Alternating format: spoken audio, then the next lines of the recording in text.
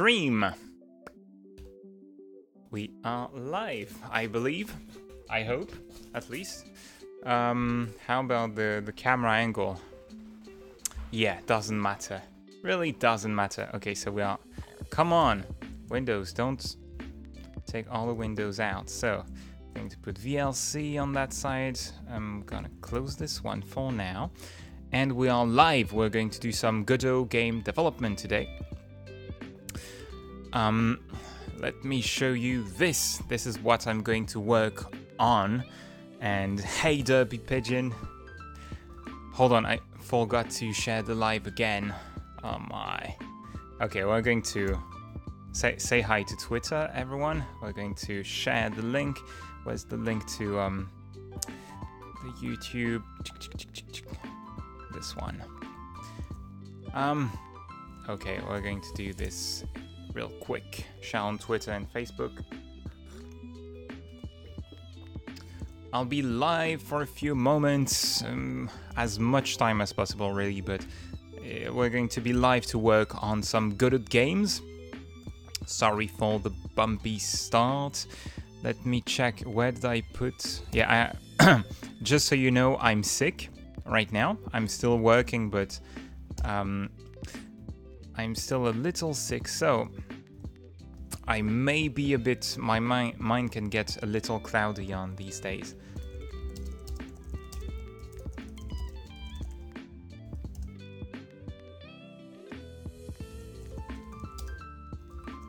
Game dev for a few. Okay, let's go with that. I'm going to share that with my friends on Facebook. Few persons. Well, nah, it doesn't matter. It's fine. Let's go to the Godot Engine group. Personal Facebook Godot Engine group. Where do we put that? Come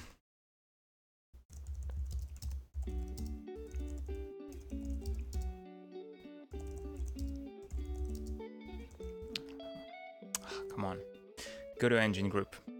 Thank you for joining. We're going to get started, get coding shortly. If Facebook lets me do this. Open source demo from the Godot course. Okay, and let's put the live stream link back. Where was it? Here. Okay. And then I can explain what this is all about and why I keep creating these streams at the last minute. Well, the reason is very simple. It's just because I live in a share house and I never know when I can stream in advance. But we're going to work on this game. What is this game? You're going to see it's not too interesting, but like gameplay wise. But this is the code from the Godot 3 course, and it's a lot more about creating game systems over like learning techniques that you can reuse to create all kinds of games over creating a step-by-step super like constrained game from start to finish. So you have steering behaviors, you have lots of notions you're going to reuse like state machines and all that the course focuses on, and it focuses on good practices using the Godot game engine. And all of that code, the entire thing from the course is open source, and you have a link to the source code in the description. So that's one of the promises I made during the Kickstarter, that I would do clean code and share it with all of you. Coffee, so good. Can you tell me if the audio is good? Like the music is not too loud, I hope. So, there are a few things, like the way the course works is it's not purely step by step. So there are 12 chapters, and each chapter really takes some techniques and focuses on them. So it revolves around them for a little while. It's a bit like the tutorials you find on the channel, except there's a longer series for each topic, starting with the character's motion. Then there's one about attacking and taking hits, like a chapter dedicated to that. Then there is a chapter about making a shop, for example. There is one about making an inventory, systems that you can reuse in all kinds of games.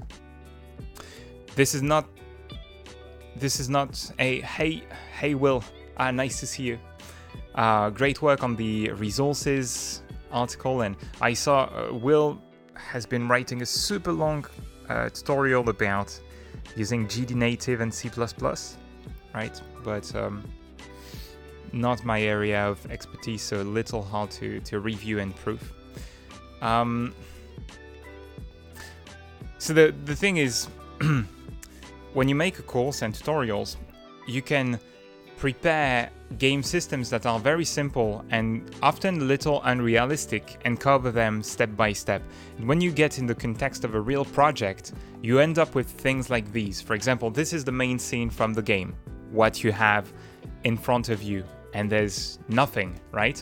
But you do have a pause menu, a shop menu, but you actually don't even have the level loaded inside. And this is because there's a system to unload levels but keep the player around so that the player data is persistent, and it's going to swap levels in the background. So if you play the game, you can change the levels, you can teleport from one level to the next, right, to the boss level. Actually, it doesn't initialize. We've got to fix that. And the thing is, if you start to make a larger game, you create game systems like these that start to abstract and break down things and make the code a lot more complicated. But you do that to handle the scalability. Because when you make hard-coded level with the hard-coded player inside of them, and you have to paste the data over to the next level, this can get a little messy. There are alternatives to that, but as I explained, this will be in the last chapter of the course this month. As I explain in the course, it's, for example, to solve the problem of having a global music player that keeps playing when you change the map. A simple way to do this is to have this level node that handles loading and unloading the level. And you have all kinds of benefits because you can keep anything around that you want. The interface, you don't have to reload, unload it. So performances wise, once you have launched the game, all the UI is loaded, or you could load it the first time you call it, but you don't have to reload it every time you load a new level. And as the complexity increases, this can help have a lot of flexibility. You can automate finding the next level based on folders. For example, my levels are in the world folder, level subfolder at the moment. You could just read the list of files from this and never have to manually add the path to the levels if you have a node that can handle that. So let's get started, work on the issues, and you will see that the code is a lot more. At times, it can be it's very split up amongst many small short scripts, and sometimes it can get a lot more complicated than some tutorials and courses out there, because the course is not meant to be only for beginners. It's meant to help you get to the next level. That's also why it's not fully step by step. It has to the idea is to push you to fill the gaps a little bit. SNS Center, thanks for joining. Now, no worries, I'm going to do simple things mostly, because that's the next thing. So developers have to solve their own problems, and when you build a game, you break it down a lot into small tasks that you do one after the other, focus on one thing at a time, to eventually, to eventually build a complex system, but you build that with core techniques that you apply in a creative fashion. That's the thing. If you want to become either a professional or make your own games and not just follow tutorials, and not have to rely on tutorials. You have to learn lots of techniques, like using steering behaviors, animating UI, managing input, and things like these. And then you have to figure out solutions to achieve the game design or the game mechanics that you want to do. And there's lots of trial and error, even for experienced professionals. Like, they generate bugs like everyone, and they do multiple tests when they code something. So that's the kind of tutorials I'm trying to make, but also trying to make them accessible and trying to help people get past the beginner level, right? Become independent as developers. Now, it's been a journey. It's very hard to do that because you have few examples actually of other teachers doing this. People do that at university and all, but okay, let's work on the first issue, add player footsteps, which is what I was preparing here. And we're just going to add a quick animation on the player. So, animation player, I want to animate the body here. Don't hesitate to ask if you have questions about why things are organized a certain way. First, it's by no means perfect, like the game and the game system. But I've done lots of research on everything, like for the tutorials. I think a lot about everything I do. I've been reading, well, basically the entire documentation and lots of articles multiple times, talking with devs and also. In general, there's a reason for about every decision made, technical decision in the code, be it educational, like there's always a reason. So don't hesitate to ask if you're curious about it as you see things. Starting with a walk animation, to which we're going to append sounds. Okay, I'm making it bouncy a little bit, and you can make an animation as simple as having something jump like that. And now I want the player to have some sound, some stepping sound every time he is jumping, so that the step will be on the first frame. In Godot 3.1 you can just put the sound in there, but there's still a limitation, which is you are placing a specific sound, and with steps you want to have multiple variations, and you don't just want one sound, you may need 6 or 7, and you want most of the time to shuffle them. There again, in Godot 3.1 there's built-in shuffling, and you can create an array of sounds and shuffle it, but we'll have to add a bit of code here.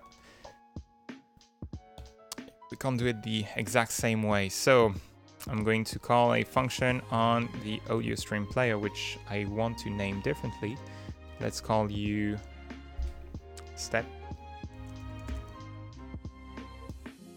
I'm going to add a node for that to organize things a little bit, because you can see the tree, there are quite a few things on the player. There's the skin, there's a shadow on the ground, animation player, state machine, hitbox, shaking camera as well attached to it. We're going to have a node called sound effects, SFX, and we're going to call you steps. Okay, and I actually have audio shuffle step sounds here that I'm going to attach to that node. So this script is going to preload the 2 step sounds, and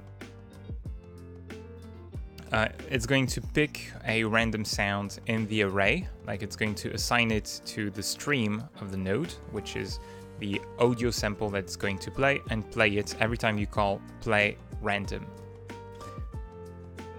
And I used a timer to test the function, which I'm going to remove. But besides that, yeah, I left 2 comments because this is Godot 3.0. In Godot 3.1, you can export the array and have it here in the inspector at the top, and you could fill it, you could just place the sounds that you want to load in the array. And You can also use array.shuffle in 3.1. With 2 sounds, it makes no sense. Shuffling doesn't do anything. But if you have 6 sounds, when you shuffle, Godot is going to, well, the code's going to randomize the order in the array, but make sure you can use that to consume the array linearly. So every time you reach the end, you shuffle it. You get a random order of steps, but you won't get the same sound twice, one after the other. While using this code here, you can get the same sound twice, 3 times, 4 times. Sometimes it can sound a little bad. SNS Hunter says, I never really understood how Abject Persistence worked. I'm one of those guys who uses something, and if it works, I stop thinking about it. Persistence, as Will says, yeah. In GameMaker, you have a checkbox, right? You can say something will persist, and it's kind of when you load the new level, it doesn't unload the object and reload it.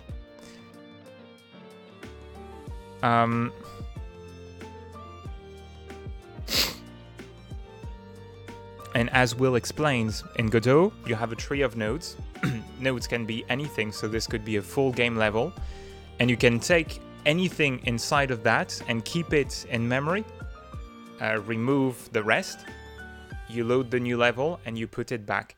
This is not automatic as in GameMaker. You don't have just a checkbox to do that, but it's kind of similar.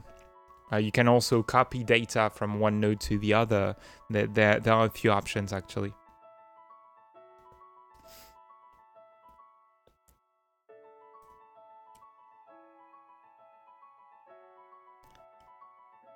So yeah, let me show you how the level loading system works. Then it's not that complicated. There's just a little bit of code that are specific to the monsters here, but it's as simple as, okay, if there's a map loaded, a level, we delete it, we load the new level, we add it as a child of the level node, so we just put the level in the game, and we're going to place the player after that. So the player is, if I play the game, you're going to see it gets added from code at first, instead of being straight in there. But if I go to the remote, go to the game, level, and you can see I have my grasslands level loaded. So this is the first loaded, and the player is here under the node.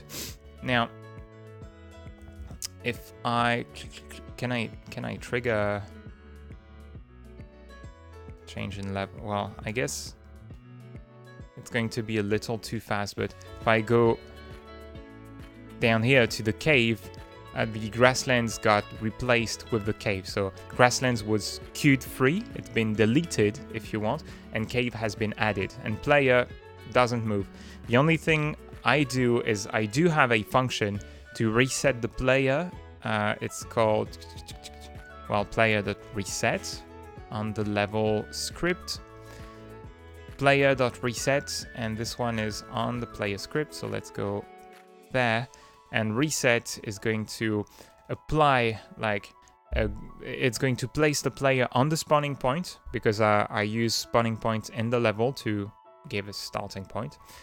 And then it also resets the camera's offset, because the camera can have screen shake.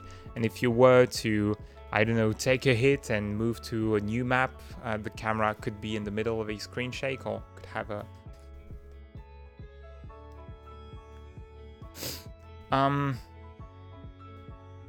So, Will is asking, do you think a generic level node of this sort would be a good addition to Godot Next? Could probably set one up there.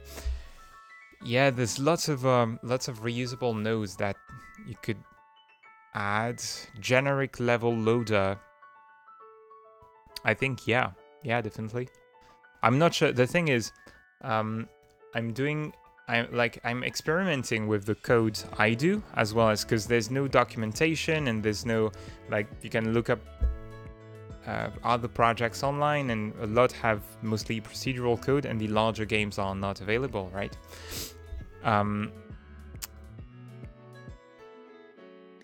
it would certainly be useful, but I don't know how to make it in the most generic way possible. So I do have things that are specific to the game in here when you change the level. First, you place the player on a player spawning point node, right? And every map needs to have it. And I do loop over all the monsters to initialize them because the monsters need a reference to the player as a target. And this monster group also includes everything that spawns monsters. Which is kind of specific, but at the same time, you want it to happen when you load the level. And I want to strike a good balance between respecting the single responsibility principle and not having millions of nodes split all around. Because splitting things up also creates bugs and makes it a little harder to track how things are happening.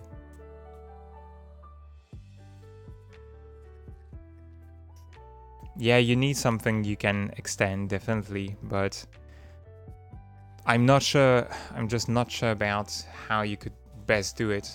The best way to do it is in the context of a complex game, which I don't have at the moment. And that's the thing. It's also when you make these kinds of nodes generic, the problem is the code tends to get more complicated to accommodate for different persons' needs. Well, if it's your game, you can make the code pretty short and to the point in general. Okay, now I'm gonna focus on the tasks a little bit. Whoa, what do we have in the debugger? Node not found. Yeah, it's the explosion on the bus. One of the things to fix next. Okay, so we have the steps. We can play one at random. So we're going to do just that. From the animation player, we have an call function track that references the steps node here. And anytime we can add a key and play a function or call a function. Now a function is going to be play random. So I have to unmute my sound here. Hey, are you off now? It's still playing. Okay. And let's try this. It should be that simple. Okay, the sound is horrible.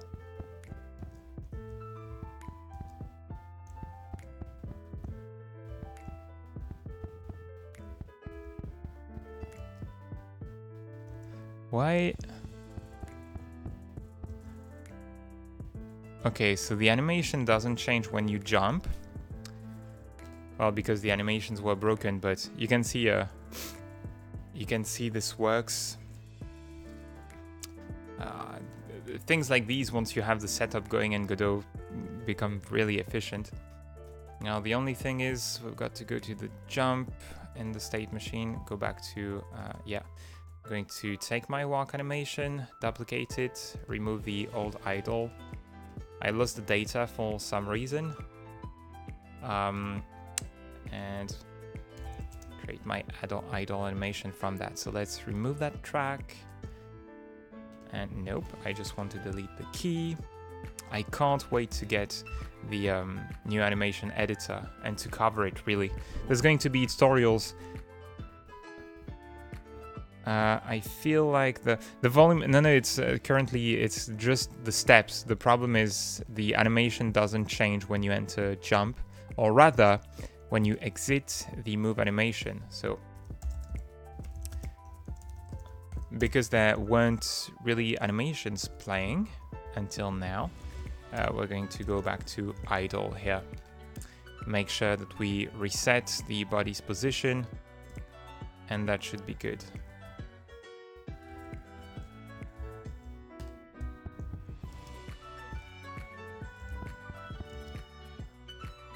And when you land and you keep moving, you don't go back. So from jump, you don't go back to... let me see, move and slide, blah, blah, blah, blah, blah, blah. you play idle.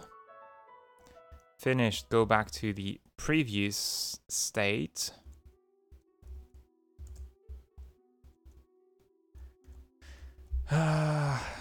It's also been a while since I've been into this code, so...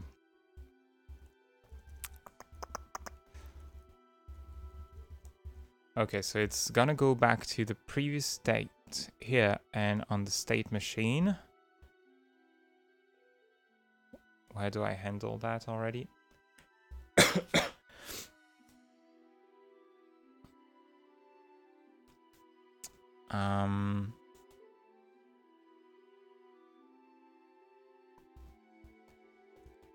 Come on. Why can't you go to the parent? Change state on the state machine. If the state is previous, we pop front, and let's grab I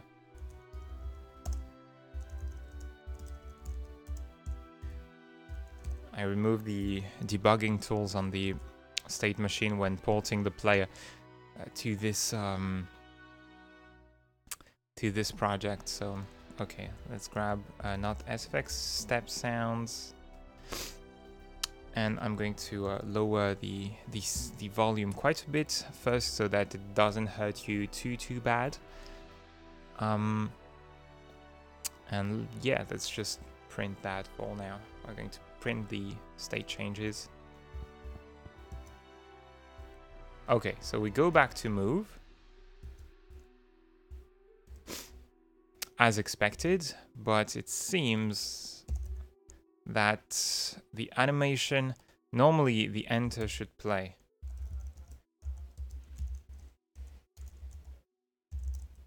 I'm starting with print before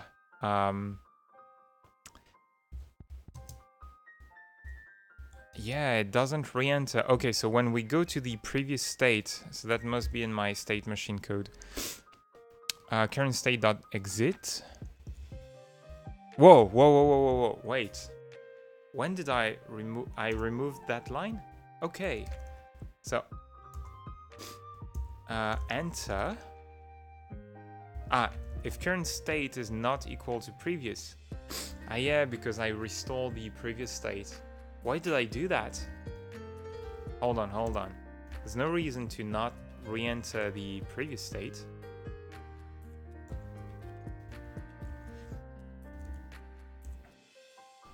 If there was a bug with that, it's probably... Yeah, okay, now it should be fixed. Alright. I don't know, why did I do that? It's probably at some point, one day I was tired and the way I made one thing would make it bug, but... Okay, give me 1 sec. Actually, in Japan... like, clearing your nose is impolite, and the polite way to do it in public is to sniff it, right? The opposite as what we do in the Western world, but okay, give me a sec, I'm going to clear my nose.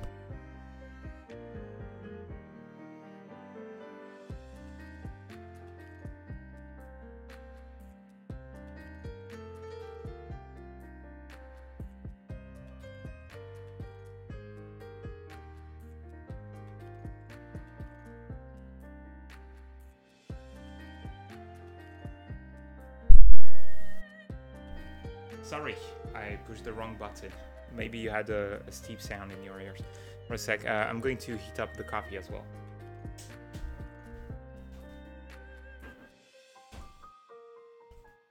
But thankfully, even when I do that, I'm in the kitchen, so no problem. Never far.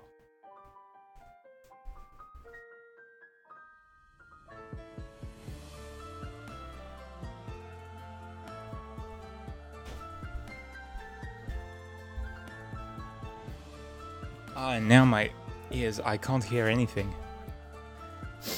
Okay, I did take a request from someone to make a CSV file script though, and now it's finished.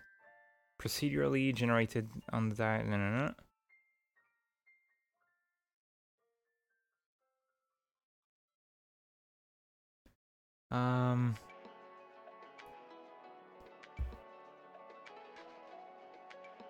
if the docs are feeling... So, SNS Hunter's having a tough time with the docs. If the docs are feeling like a wall, consider grabbing one of the Godot books out there. I found that having a much more linearly structured guide was helpful myself. Thanks for the kind word, Zipnevid? I'm not sure about the pronunciation, right?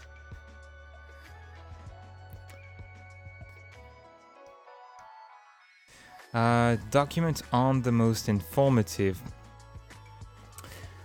I think the Godot docs have gotten pretty good.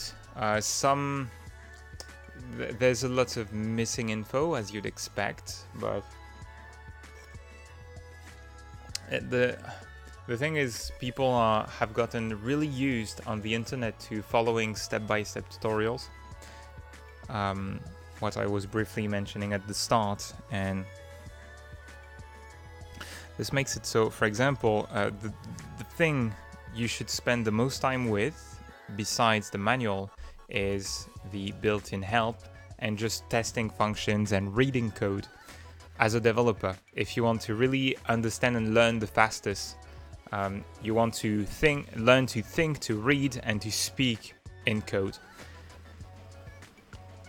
At first, it's not that comfortable, but you really get used to it pretty quickly if you do it. And this is really, really, really the fastest way to learn, but I see few people going that way, unfortunately.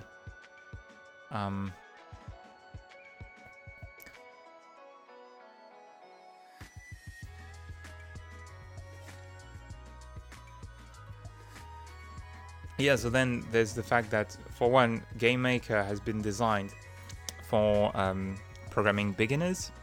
It has been around for a very long time as well. They probably have a lot more money than Godot will ever have to hire people to write code examples, docs. And in Godot, it would be nice to have all that, but it's just, you can't expect lots of people, like you have people from all around the world coming. You need people to proofread when anyone writes tutorials and all, while like larger applications, they hire writers who are trained to make these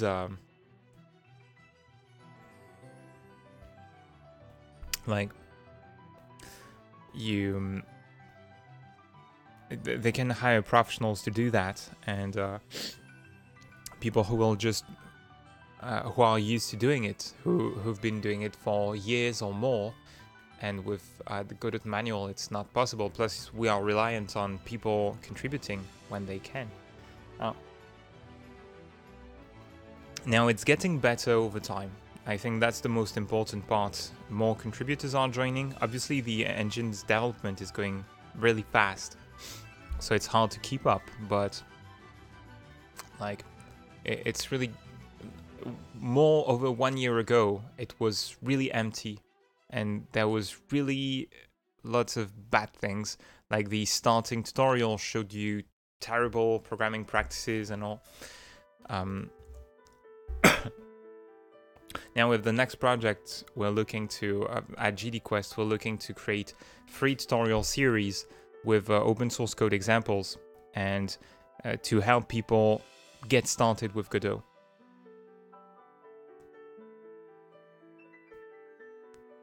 Okay, that is fixed. First task done.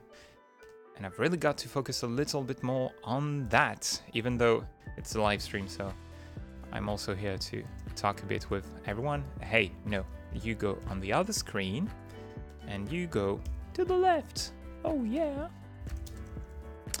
I'm on the wrong repository. Where is it?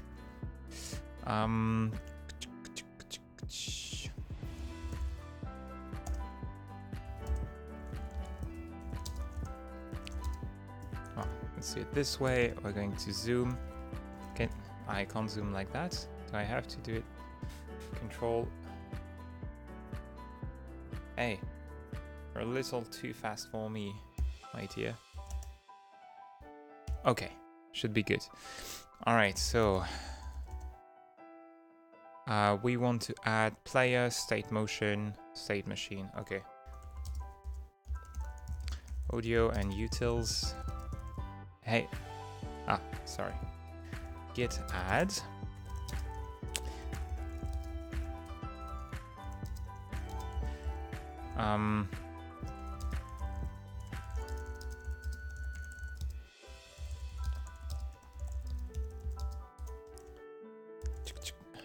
And it's going to fix issue 5. Well, I'll push these things later, it doesn't matter now. Add an option menu with sound controls. Okay, let's do that. We're going to jump a bit around. We're going to add an option menu as a child of the pause menu. So I really wanted to show that because in the course I showed how to create some base. Did I show the base menu interface? I think I showed it in the shop or something. And so for now you have these buttons, but they don't do anything. So I want items to open the inventory eventually, options to open the options, and that's what we're going to design right now. I'm gonna make a new menu from a, what do we make it like? Well, I'm going to start with a control. Do we want a pop-up or I wanted to inherit from menu. So I have a base menu that you can find, again, open source, and we're going to inherit from menu. We're going to call it the options menu because it has some sound effects attached, but more importantly, it has a function to open a submenu and wait until the submenu is done. The user returns from it to go back up. Have a good night, Will.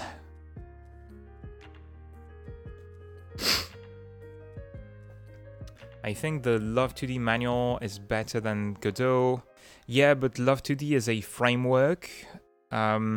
So first, the base function probably doesn't move too much, and it's much smaller compared to Godot. Like, Godot is huge, so that's really tough to handle all that.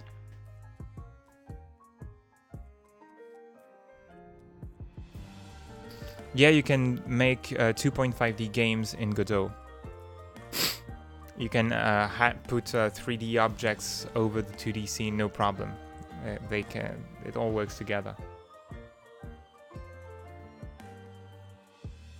I'm really waiting. Is UI UX polish? Well, Godot 3. I mean, with every version, there's a lot of work on the UX. Like in every major version since the start, the interface completely changed. So I think, yeah, it's already happening. No problem.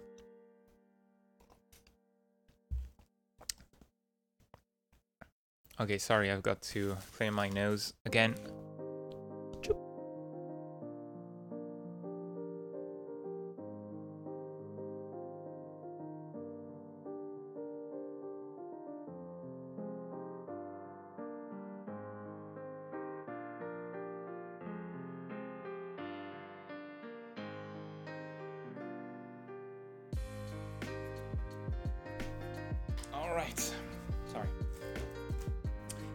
Sorry for having you wait. But there's, yeah, right now, as Will said, the focus is on bringing the engine to completion, then improving the existing features. But actually, like, the UX improvements are happening. Next version of Godot, the inspector has been remade from scratch. There's a global search to find and replace all the scripts in the entire project. The file system has been remade from scratch. A lot of UI elements have been improved. The tileset, there's a new tileset editor, etc.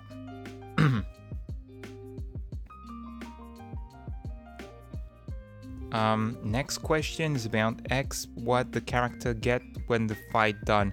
JB, I made a tutorial on that. It's already out on the channel, so you can just go to the channel's videos. There's one about gaining experience and gaining levels. Okay, so options menu. Let's start designing it. First thing, I'm going to grab my theme and assign it to the options menu. It's already using it. Okay, great. So it's the UI theme that all the menus in the game use. It's not extremely sexy right now. It's all about visual contrast, making it clear what's a button, etc. So I'm gonna start with a colored background. No, let's start with a panel actually. Okay, so should my options menu be a panel? Can I change the type without losing? Okay, so we have a panel in the background. We're going to have a VBox container to have the options in the center. So column.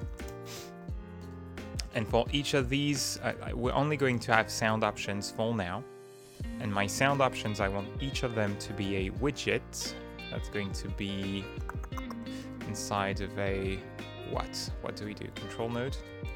Okay, let's create one of these widgets first. So sound controller. And actually I have one, hold on, in my pop-up. It's like that, like the amount pop-up. Yep. I'm going to reuse this. So the slider here.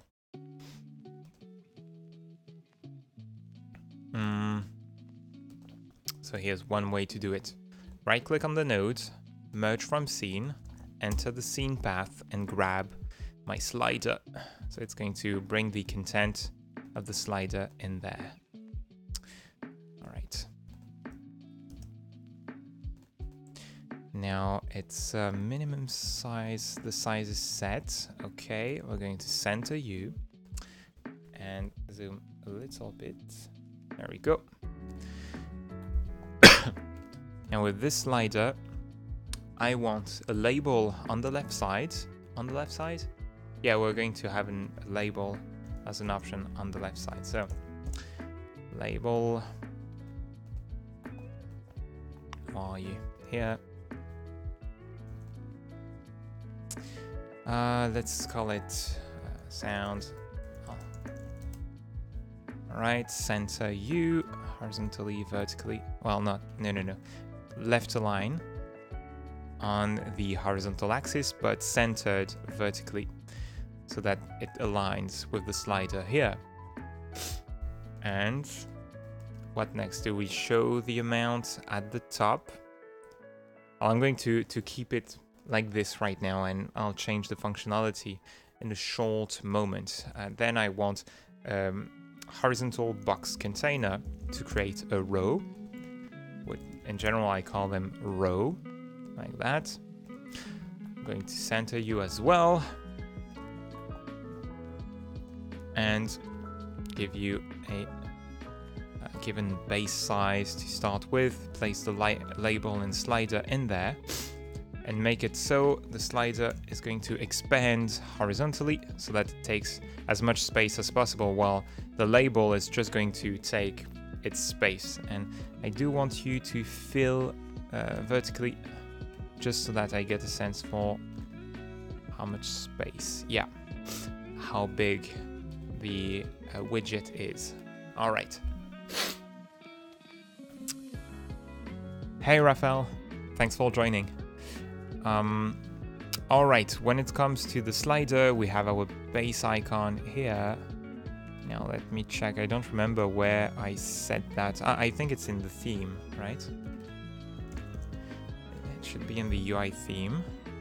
Let's check. Yeah, bingo. It's right here. Okay.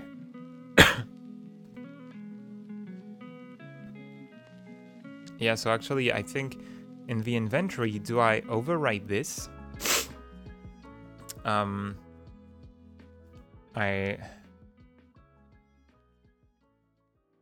I wanted to use the item as an icon when you use the shop or the inventory, but there we go. For now, we're going to stay with this. All right, what else do we need in here? Just want to change the amount label. The default should be something like, well, just a number.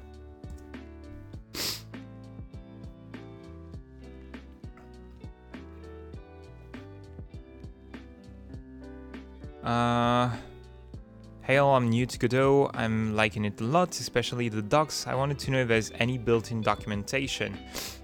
F4, you can search the built-in code reference. So it's only for the classes and all. It's not like built-in tutorials, but you can find anything. So if you search for node, you can open that in the script editor, and you have a list of all the functions, descriptions, and all that stuff.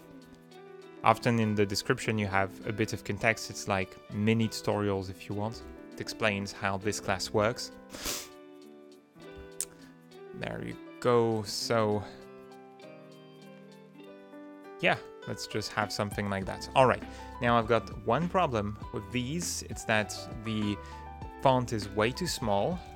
So I'm going to, I think, which font are we using? Let's copy the path and go find you in the file system.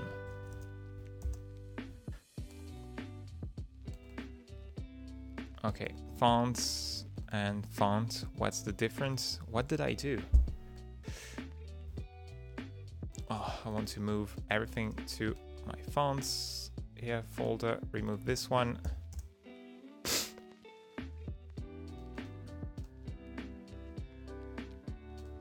Now I'm going to look for the custom fonts override. So Comforta. Okay. Let's go with the slider amount as well. Custom font, same thing. Should have selected two at the same time. No, I don't like this font actually. So is source code the one I'm using at the moment? Yeah, that's the one, but it's a little too small. So let's override you, my dear. All right.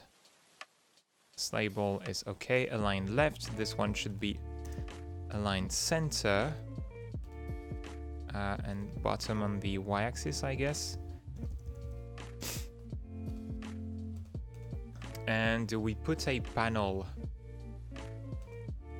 around that? Do we use a panel container, for example? Or just a panel?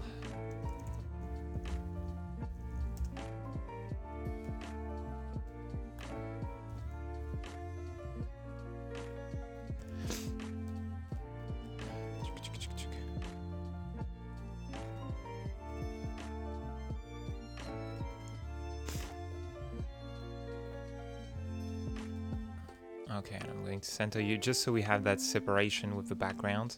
Okay, we're going to put the row inside. Extend the panel a little bit.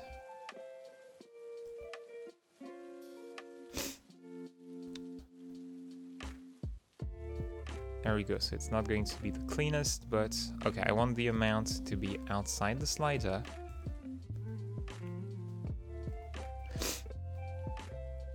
And well, then we only need the H slider like that. We're going to copy the properties from the control node, paste the parameters. All right.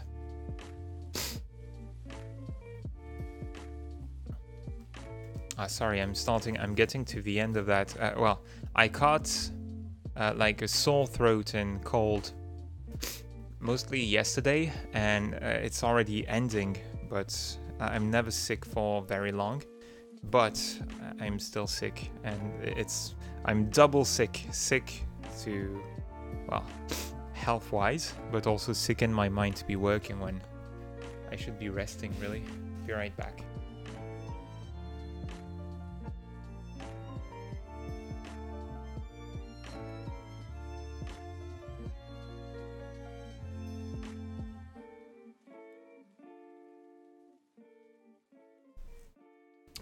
All right, welcome back. Oh, I have a question about teleport from X to Y when you enter a house. What is no door? Sorry, it's JB. It's a little hard to understand, but yeah, if you want to teleport from one map to another, it's hard to explain just like that on stream, especially if it sounds like you are still a beginner, right? Yeah, you were saying you just started to program, so it's you want to, it depends on the case, but most likely you want to unload a map and load a new one. And I can show you that. I can't show this just by snapping my fingers really quickly. I think there's quite a bit to say about that. Okay, so let's look at the slider on value changed. Going to update the text. Let me put you at the bottom here.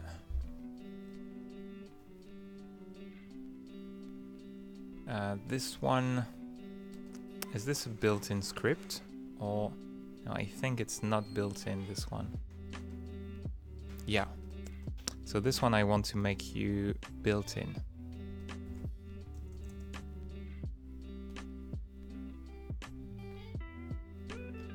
All right, so to make something built in, a resource, in case you don't know, you can remove the path, you save.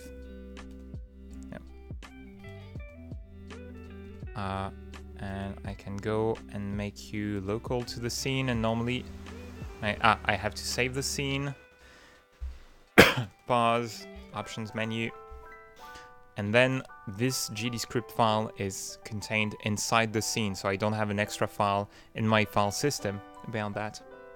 And this amount label, the code attached to it will work, it's now specific to it. I can remove the things I don't need, which is this code here. And my horizontal slider will have, I can hard code the maximum value of 100. This is the max volume I want. Minimum 0, steps of 10. And the amount is going to reflect that. So when you change the value on the slider, you're going to update the amount here. And how can we do that? On ready, I'm going to make a built-in script in here. So row, panel, and the panel is going to be we're going to call you sound controller. All right, we're going to add a built-in script to this as well, an empty template.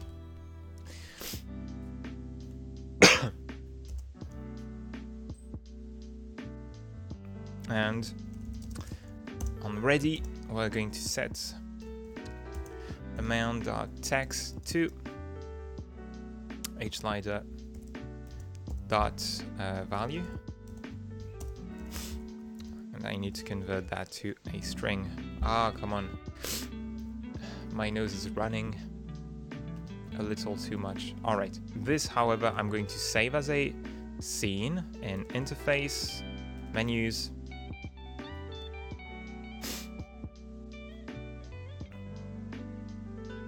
Meltdown is recommending RPG Maker to JB.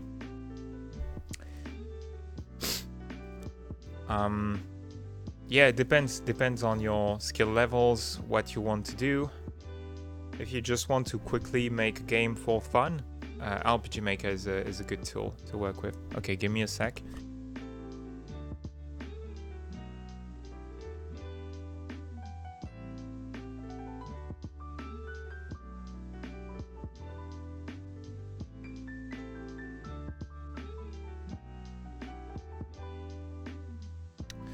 Right, so we're going to have the sound controller.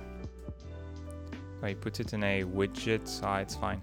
I'm going to put it here for now. Okay, sound controller, and this sound controller, I want some code to control the sound. So I want to add some function to bind it to some audio bus. Func initialize. And let's see how we can do it. All right, so audio, want one for music, one for sounds, and one for interface.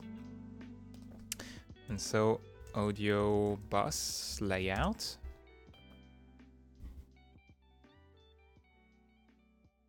Audio server.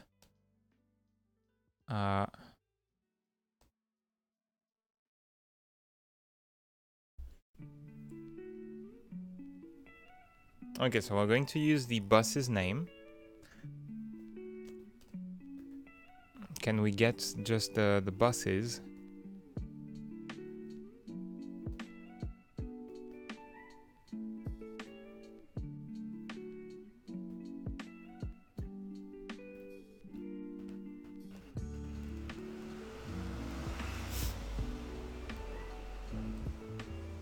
Okay, let's close you for now. I want to grab. True, there's no touch support in Godot, right? Touch was off, but yeah, doesn't work too well. Well, device list. I don't have access to the buses themselves.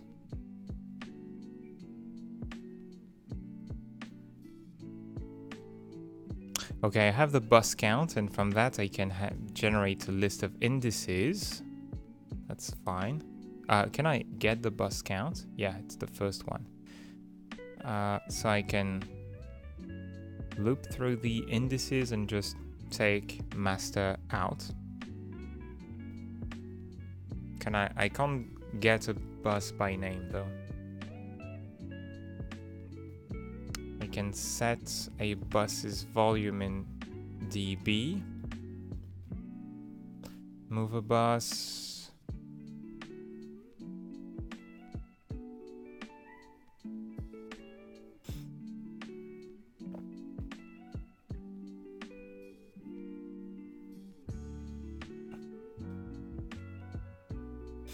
Okay, so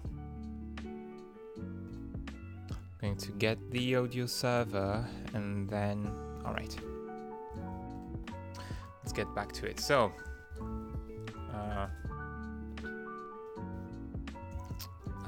bus index, and we're going to, okay, so connect. How can I do that? When I change the slider, I want to update the bus's sound, so we're going to grab, okay,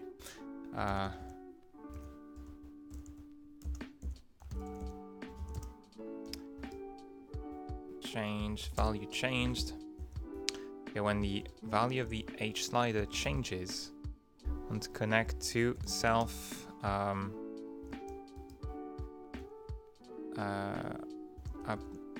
change volume,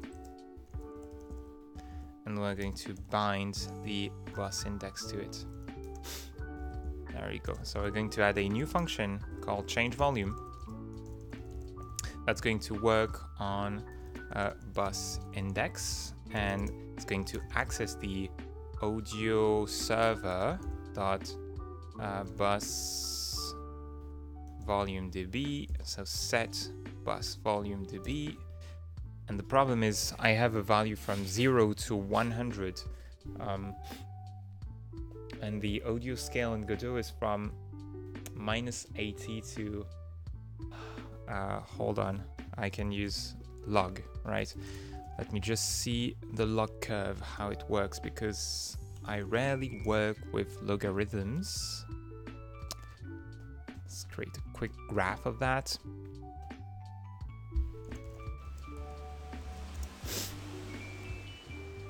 Okay.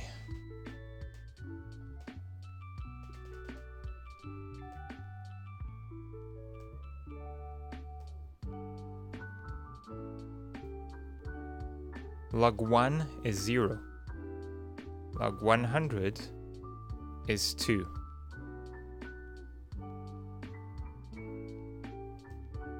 Really? Log 100 is 2? Is it that simple?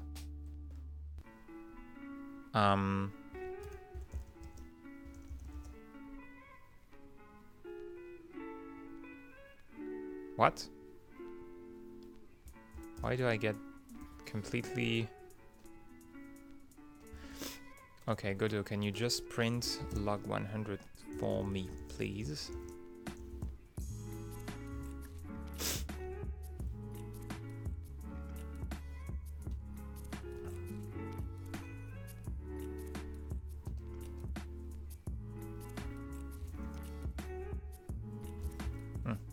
my bad.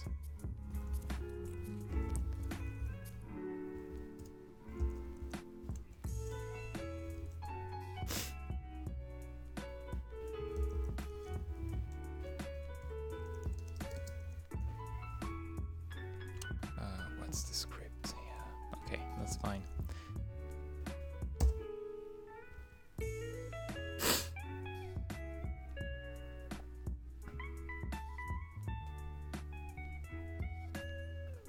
Okay, so my slide is working, no problem. The base of the log is E. I have to read up on logs. But it's E. What's the thing is, what's that constant in GDScript? Okay, how about log 0? No, sorry. Let's see.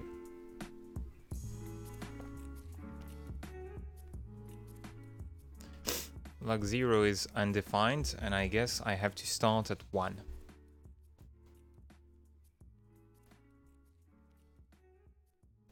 Okay, so log 1 gives me 0.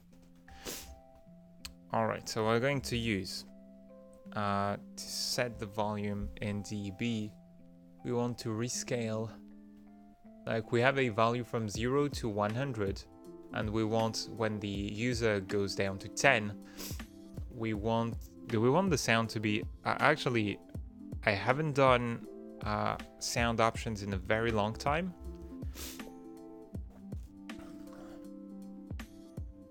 Do we want the sound to be 90%, like 90% less energy? Well, I think that's the way you want it to be.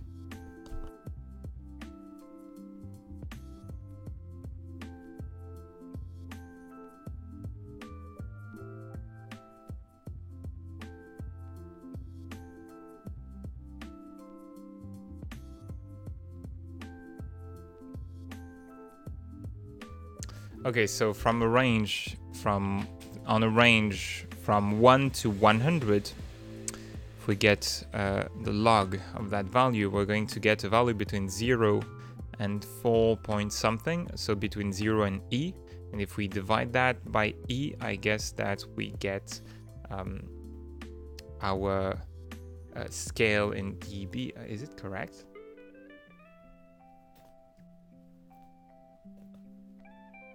Hold on.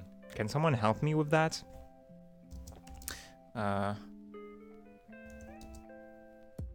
Like...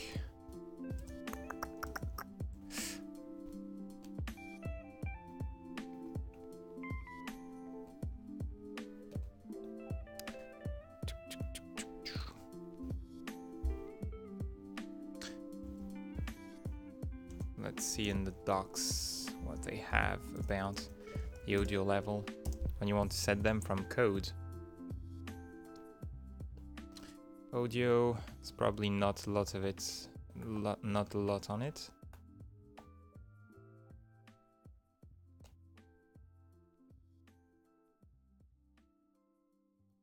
Yeah, basic description of audio streams and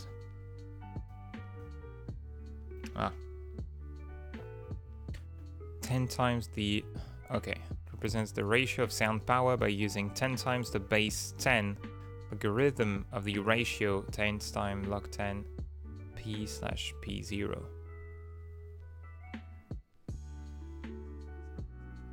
Okay, and how about that log now? Let's look at GDScript.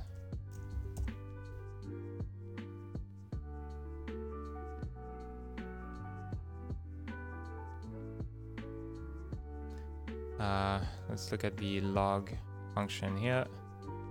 Natural logarithm. Okay, it's base 10. This is not the same as on your calculator. Okay. The amount needed to reach a certain level of continuous growth.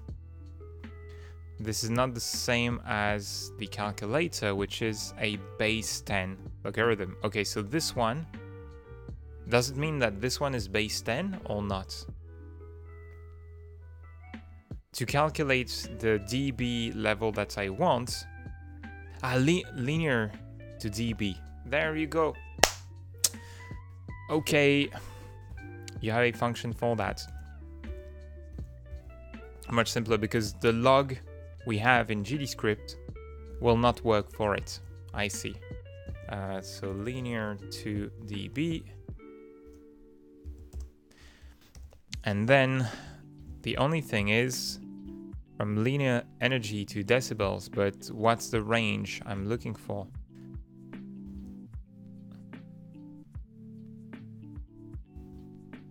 Okay, let's print a few things.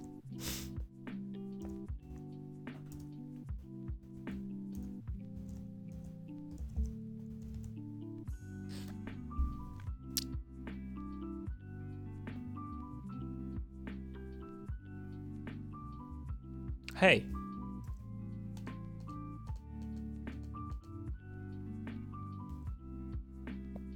Okay. If I don't put prints, it's not going to work.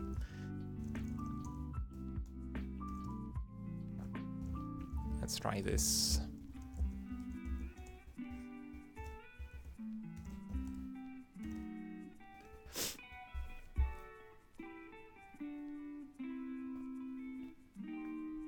Okay, so 0 is a no-no. 1 gives you 0. 40.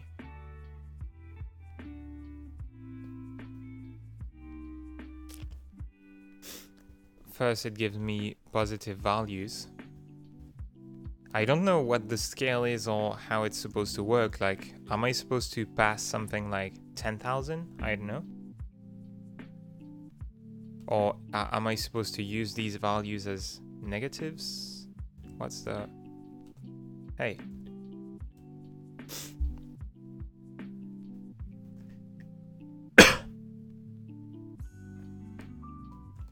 Like, for example, that 80, that positive value, does it mean 80... Because decibels work from 0 to minus... In Godot, they work from 0 to minus 80. Okay, there are lots of problems that you face with these kinds of things. Okay, 10,000 gives me 80 for now, which I guess corresponds to 0 dB.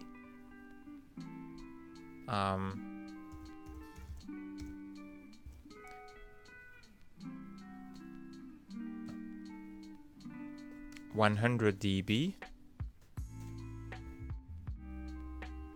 Okay, but how do I get a value that I can plug in my like audio level?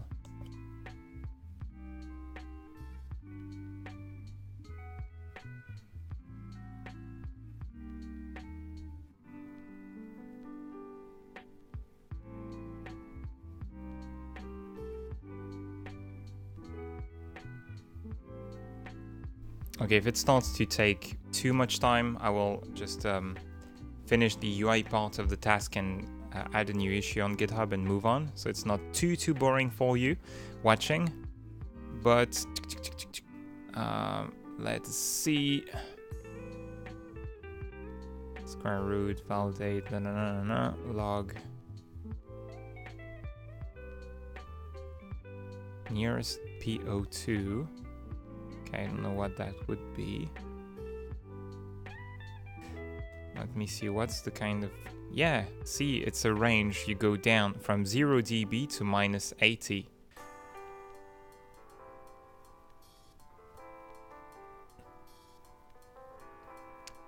dB to linear.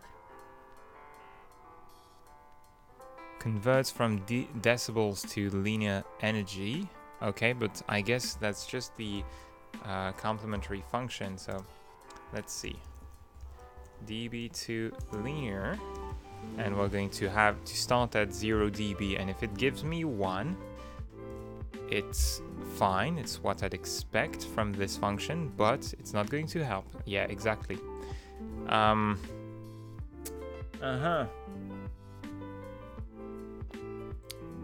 It doesn't help because when I have something like 100 dB from the energy, I don't know what it corresponds to in Godot scale, which is from 0 to minus 80. All right, I'm going to finish the UI part of it, and then I will work on this later. So figure out, okay, let me create an issue here.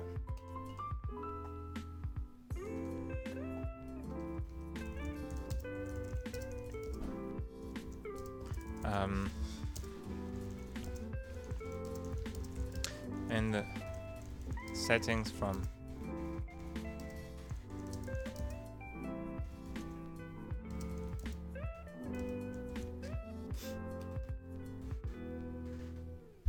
because the conversion is not what, like, you can't just remap the 0 to 100 range to -80 to 0.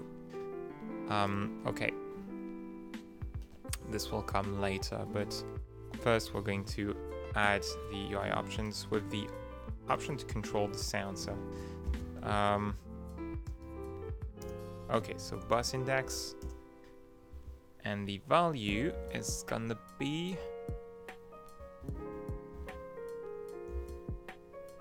we bind the bus index, right? But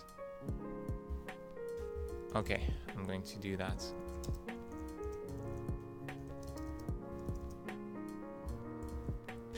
Okay.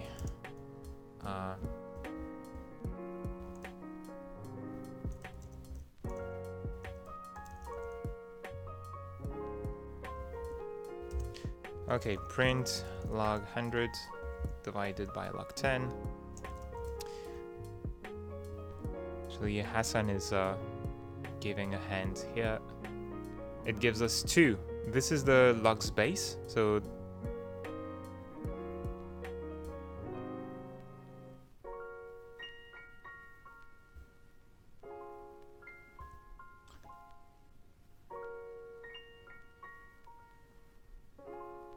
okay, gives us 2 in this case.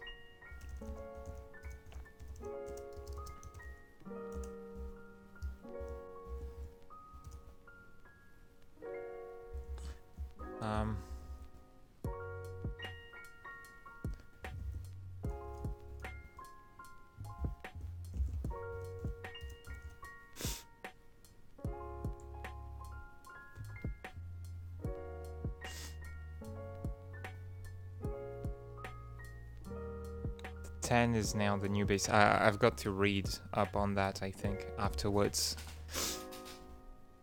I'll do that after the stream, because otherwise it's going to take a bit of time here, and live it's not the best. So set the bus volume dB using the audio bus index that we've stored on this node. What else? Connect value chain to change volume, and we're going to convert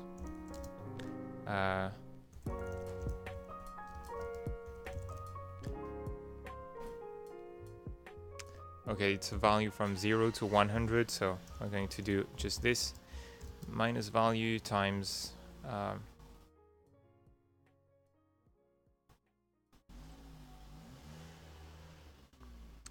print log x divided by log 10.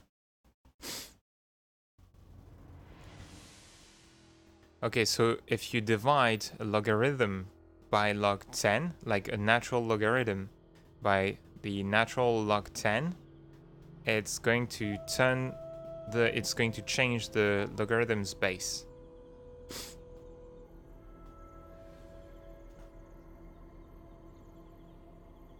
No, linear to dB, I just showed it before. Linear to dB converts energy to a dB value that's positive, and that doesn't solve the problem.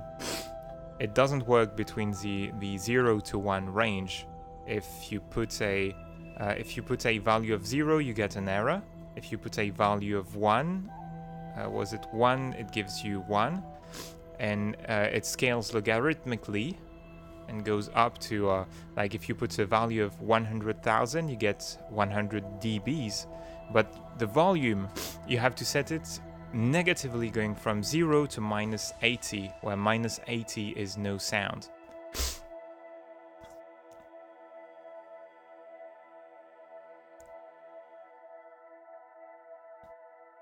Yeah, it's negative infinite for 0, but this function gives me a positive value that is not capped. Yeah, let's just use log x divided by log 10. Okay.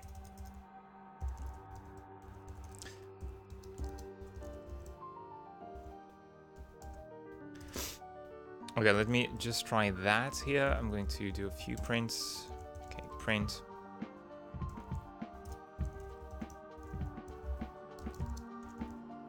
So divided by log 10 gave me a value of 2. What if I'm at...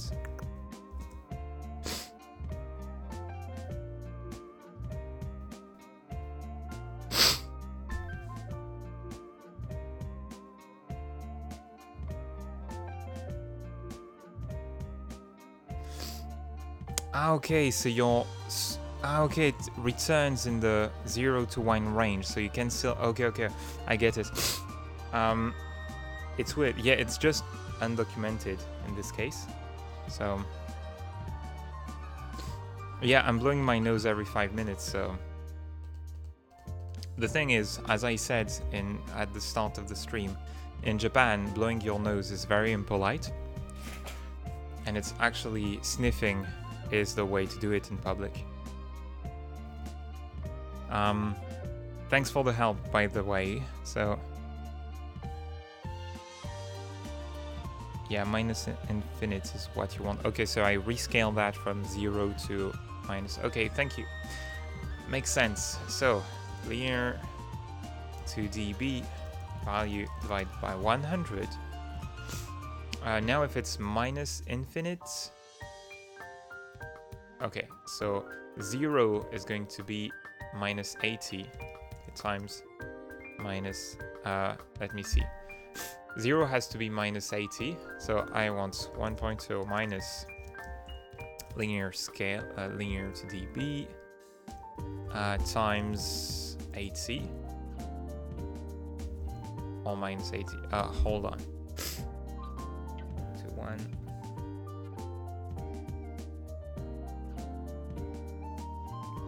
minus 80.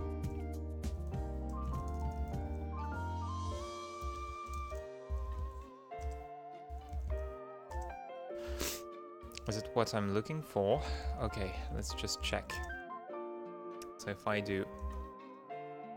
okay, print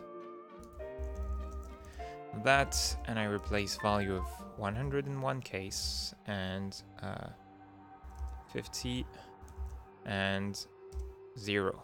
Let's see if I can get the values I'm looking for.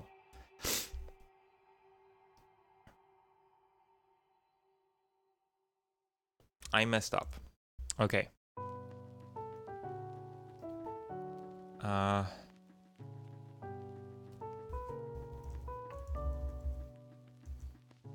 Minus infinity makes sense. Yeah. 100. Well, linear to dB. I'm stupid. I'm just going to use 1.0. I'm going to use 0.5. Just print that to start with.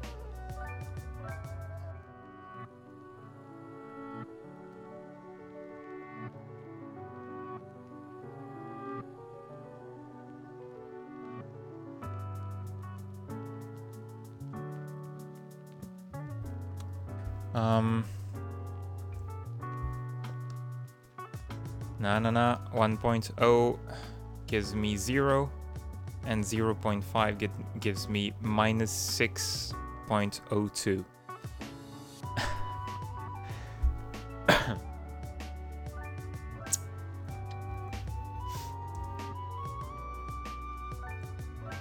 Hold on. Okay. Yeah, okay, so it actually gives the values you're looking for.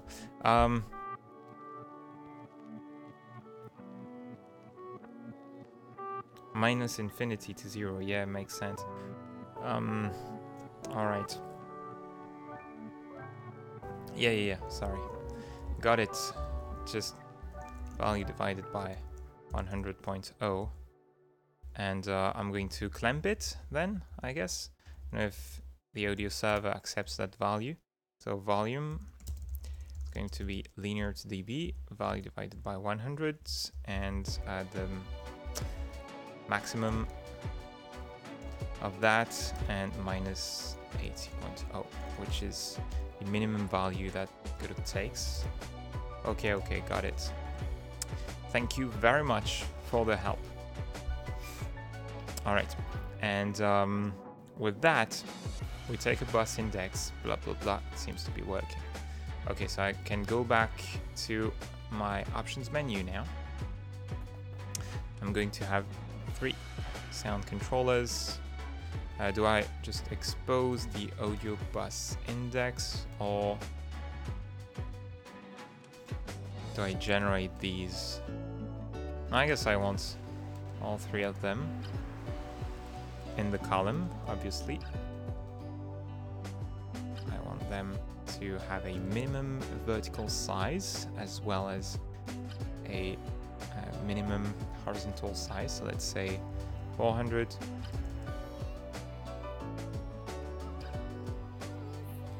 Okay, 80 to 120, that's what I'm using. For say minimum size. There we go. And we're going to have you all. So the column for 1 is going to be much smaller in the center, like that. And we're going to name you after the audio buses for now. So how do we do that? The music's in the description. It's made by a friend. And yeah, I'm in Japan. So it's 2:15 right now.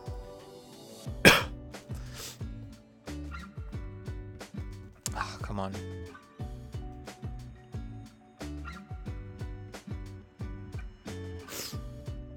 Okay.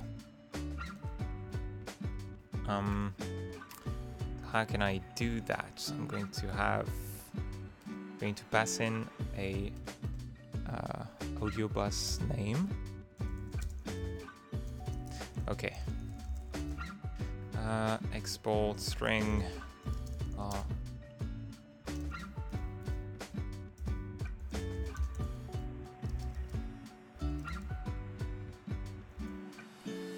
All right.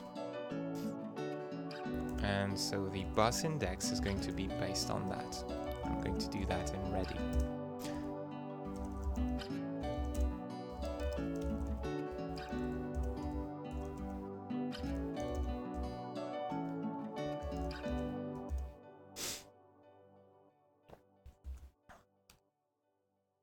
All right, and the bus name, I'm going to give you a list of string, my friend. It's going to be music sounds interface.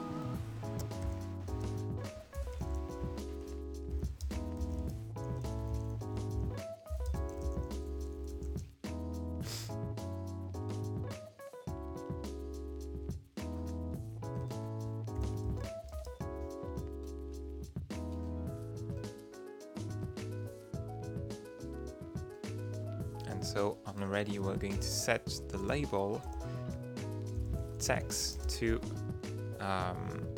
bus name.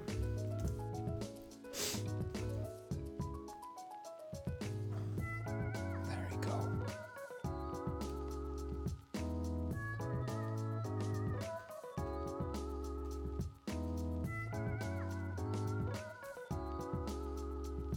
Okay, I do want that to be replicated in the editor, so we're going to make a tool script. There we go.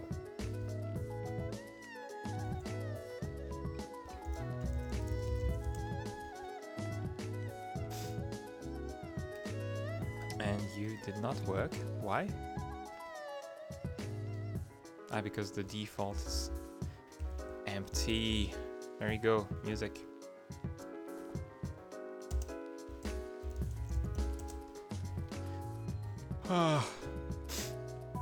And I want them to be aligned horizontally, so let's do just that. I want you to have a minimum horizontal size of, let's have just enough for all text, in size of 140 something like that. Should be good. There we go. That way the UI widgets are aligned. And I also want the text on the slider, the value to be at 100 by default, and the amount should update next time we open. There we go. So we have our sound menu.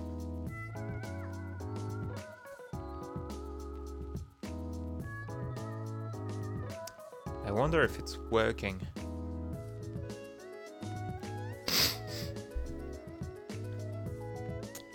Thanks Matthias, thanks Carlo, and thanks Matthias as well.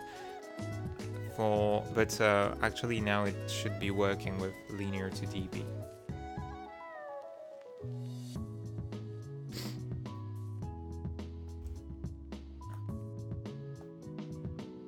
And thanks Christoph as well.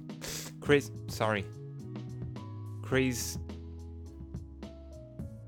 is that how you say it? Like Christoph?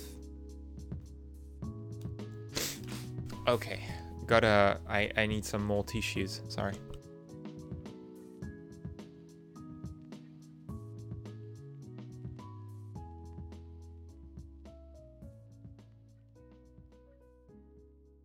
I'm gonna get another pack of tissues downstairs, I'll be right back.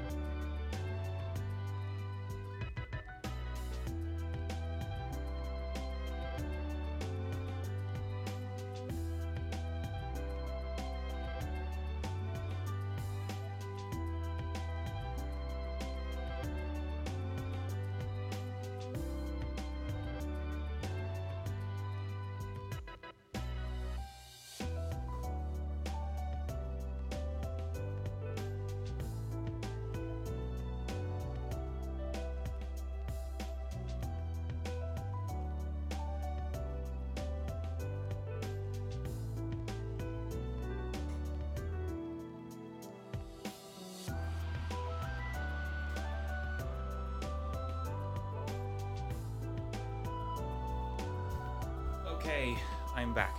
I'm right here. Christoph is close enough. Some Polish syllables aren't easy for mouths, unused to them. Yeah, especially if I don't know the pronunciation, I can't do it, so I'm not gonna get it right. Do you mind if I make some more coffee? Hold on. I'm going to add a label to the options menu. Okay, let's do a color rect, big one, and black, and we're going to add a white label in front of it. in the center. Look at that, isn't Godot marvelous? So if I want to say on the stream, hey, I'll be right back. Now, actually, you'll be able to hear me. I'm going to take the mic, but I'm a bit KO, so.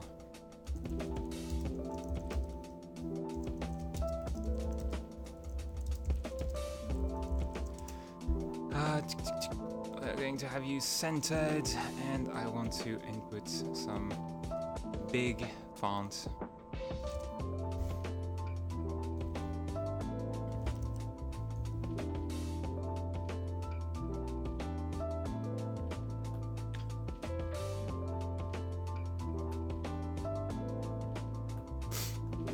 Okay, by the way, I'm a real YouTuber now. I'm gonna be able to do vlogs. I've got my Gorilla Pod. It's downstairs in the room, but okay, come with me. We're going to make some coffee.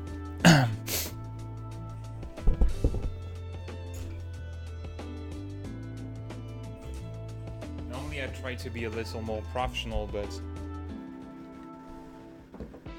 I'm just KO today.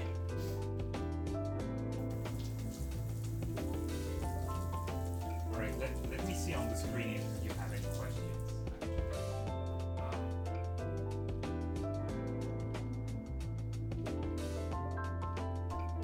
Alright, no questions means, let's see, what could we talk about? It's not going to take too long, just a minute or two. I'm also trying to open that tissue box. There you go.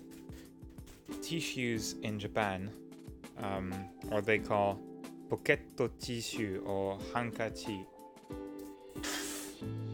So when you've got to blow your nose, they are the weakest you'll find on the planet. They are super thin, they break extremely easily, but that's fine because they probably don't use that much paper, you know. Alright, so I do my coffee old school. I'm gonna be grinding some beans by hand.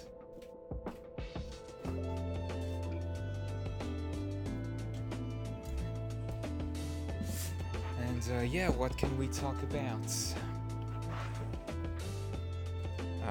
Living in a different country with a fairly different culture. I wouldn't say radically, I mean, it is radically different. Japan is radically different from France, but at the same time, for me, it feels quite comfortable. It's, I don't know, I just feel at home here, more so than back in France. That's why I came here in the first place, to try and see that. And here in Nara, there are lots of tourists from different places, and I know a few exchange students from different countries. I can really see, so everything I'm going to say here is not a judgment, it's really about my personal taste, right? But for example, I have a fairly hard time with it would be hard for me to live in America. Some aspects of the culture are a little tough for me. That said, I'm aware that America is huge and the culture probably varies a lot depending on the state. But I have a harder time with all the Americans I met over time, going out, you know, as friends and all, than with Japanese people. How can I say? Just like I work into open source, I actually enjoy the sense of community, being close to people, and putting the group before the individual. And in the Western world, we tend to put the individual before the group. Not in all cultures. I think that, for example, friends and family are pretty important for Spanish people, maybe Portuguese as well, and Latin America, probably in all other countries that I'm not aware of as well. You know, I have a limited understanding of cultures in Europe because they are quite diverse. But at least in Spain and Portugal, I could see that it's quite different from France. Even though in France itself, the way people behave and the warmth changes a lot depending on the, not district, the region you travel to.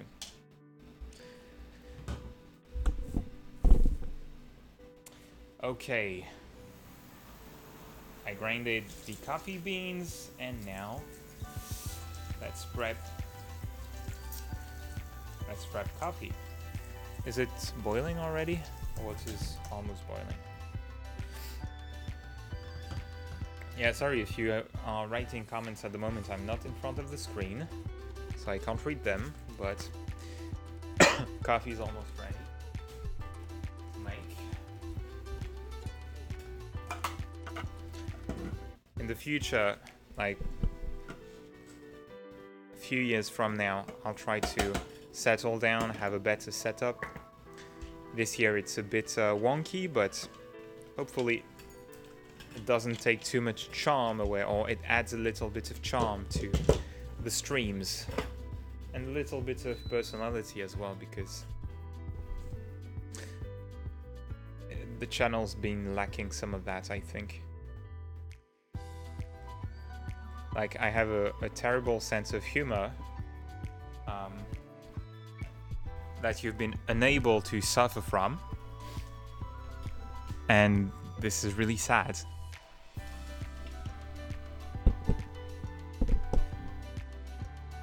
Okay.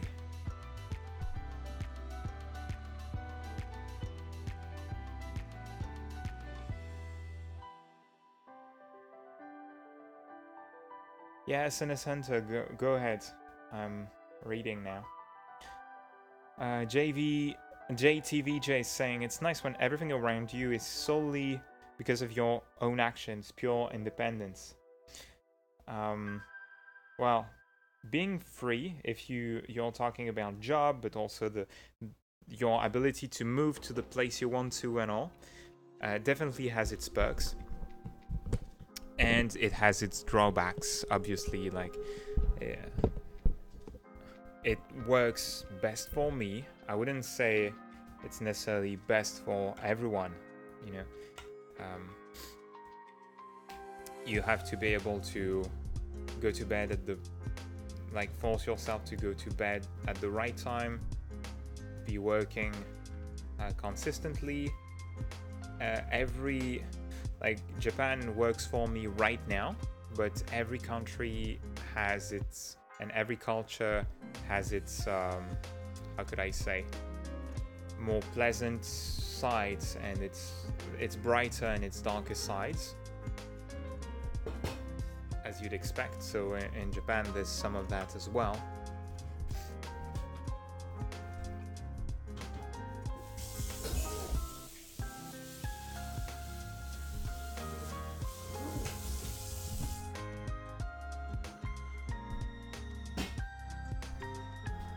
I can tell you, living here, that Japanese people respecting the rules is a bit of a myth. It's not really true. Japanese people, some people respect the rules, but Japanese people do what everyone does. So for one, if people start breaking the rules in some place, other people will follow. And can see that, like, crossing in the middle of the day when there are cars and all. If two guys start to do it, other people just follow. And you can see Japanese people looking around, waiting for someone to take the lead and to follow. And there are lots of things like these. You also expect, like, the idea that they are very kind, and overall it's true. They can be, in public, they can be considerate of others, and in private they can become quite selfish. And that's kind of interesting. I was talking about that with a few foreigners who have who ended up having the same feeling. They are very generous persons as everywhere, but I've been noticing even here, living with Japanese people, a few behaviors that even in France, even when people are individualistic or they can talk a little too much about themselves, French people would rarely do and would call down or call out. And outside, people can really, if you ask a question, they sometimes you can see that they feel pressured, they feel forced to help you. And if you give something, some people feel forced to give you something back. So it's actually you're pressuring them. And if you can't read past the smiling face, you're not going to notice it at all. But if you can listen a bit to their feelings and more subtle feedback, there's a bit of that happening. I feel like Japanese people can be pretty stressed. They don't communicate a lot. You know, they read the air a lot, as they say. Yosumi, kuki o yomu, reading the air. They do a lot of that, but... Okay, back to work. SNS is asking, I was picking a project to start with to learn Godot, and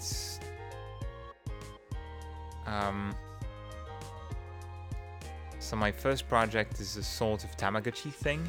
Is that a bad place to start? Nah, SNS, if you want, like, pick a project you're motivated about and break it down and just work on the smaller tasks, and you're going to learn a lot through this process.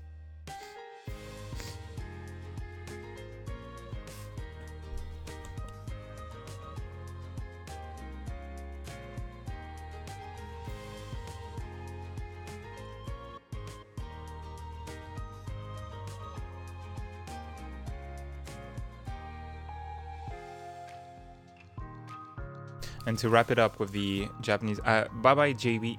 To wrap it up with the Japanese culture, actually, I don't mean to say I got it all, but it's just things over time. You can get a feel for things, and your vision changes a bit about the culture as you live with people and you learn more about it. But overall, I just love it here. I just really love it. For the first time, I have some good friends already and people I really enjoy seeing. But I did in France as well, but here it's been pretty easy. For the first time, I found like in relationships have been easier as well, because people appreciate one thing that really in France, this is complicated. Relationships with women, I found women to be more complicated than here. Here, if you take good care of a woman, she'll really appreciate it. Like if you are really nice and attentionate, is that how you say it? Attentionate, and give a lot of affection. It can really work out. While in France it was a little complicated. You had to find a balance between, you had to appear independent, I feel, with most of the women I've dated in my life, and there's been quite a few. I haven't been in so many relationships, but meeting women and dating a little more, and here it works a lot better for me, because you can just be yourself, be friendly and all. You don't have to try to seduce, I think. A part of it might be due to the fact that as a foreigner, you may have like people, women who are interested in foreigners. This might give you an edge. I don't know. Okay. This menu is, let's call it a day, and let's add a new issue to double check the sound after the stream. So I'm gonna go to issues, and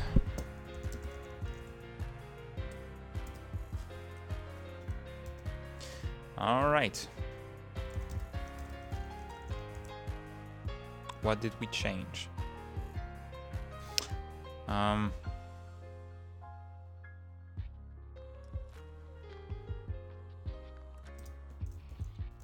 TSCN files, want to update them all. How about the fonts? Ah, I moved some fonts. Okay, so let's just add everything then.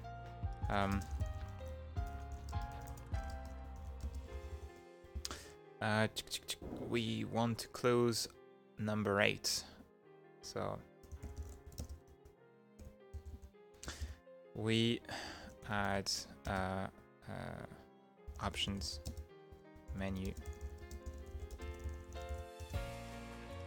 Ah, I forgot to spawn it actually from the pause menu. So the options button right now has the code. Just emit signal, unpause. Okay, if the node's name is options button, for now, we're going to have it this way. We're going to connect it to an open options button function, something like that. And okay. Ah, finally, I can hear again. Ah, so good. And we're going to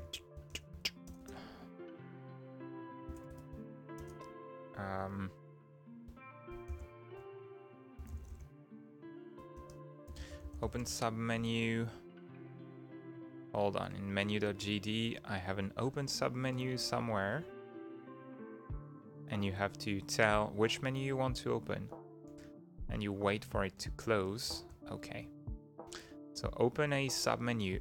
It's going to be options. So I have to load the options menu.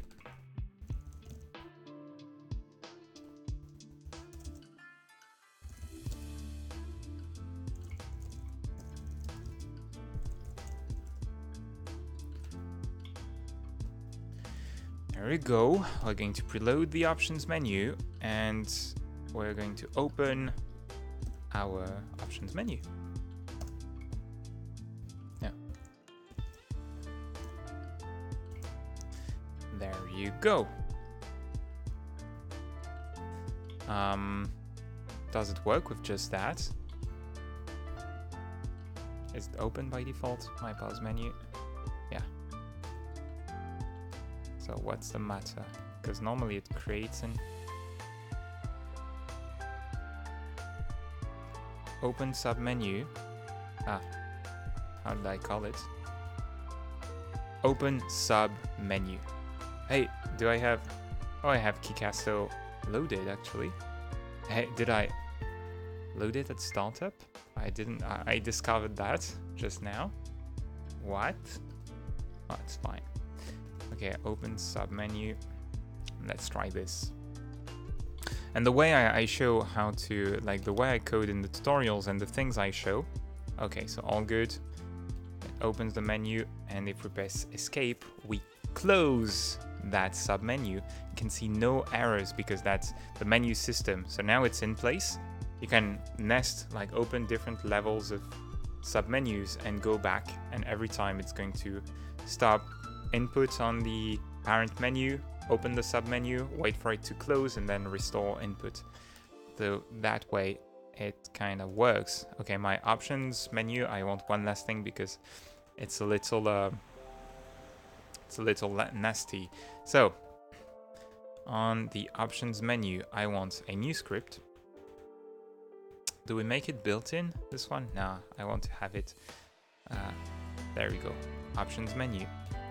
I want it to inherit from menu.gd. I'm going to override the menu's open function. So we can do a little more than just showing and setting up the menu. I want it upon opening. What do I want to do? Yeah, I want to have a sound controller. Okay, so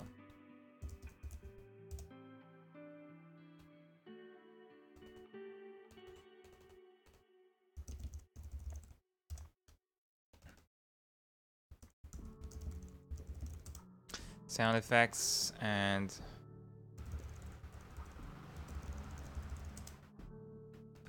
should call you sound options. Well, I'm going to leave it at that, and I want one last button at the bottom just to say go back. Okay, let's put a bit of text on you. And minimum vertical size. Hold on.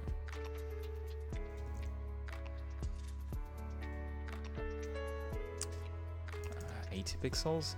Okay, does the job. I'm going to reduce the vertical size on my sound controllers as well, because 220 is a little too big, so 140 should do the trick, and should resize automatically. I do that. Yeah, it's a bit smaller. We're going to center everything inside of the column as well. And there you go. All right, so my options menu, when we open the menu, every time you have to choose from code. Well, you could have a generic way to grab focus, to automatically put the keyboard control on the first slider here. But to make it generic, to make it work with every menu, it's a little complicated. So you have to really you would have to really loop over all the control nodes and try to find the first node that's suitable for that.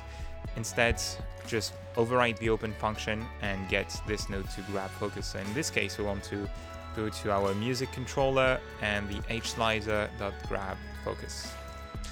There we go. And upon closing, do we have to do any cleanup? No, I think it's good. I think it's fine. All right, so let's check that. And we have Straighten. We have Julien here. Julien is a big Godot contributor as well. Big contributor to Escoria.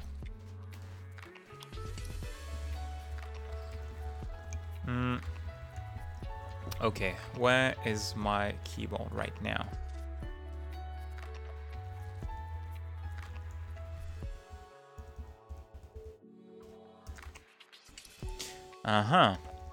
Okay, my focus is off.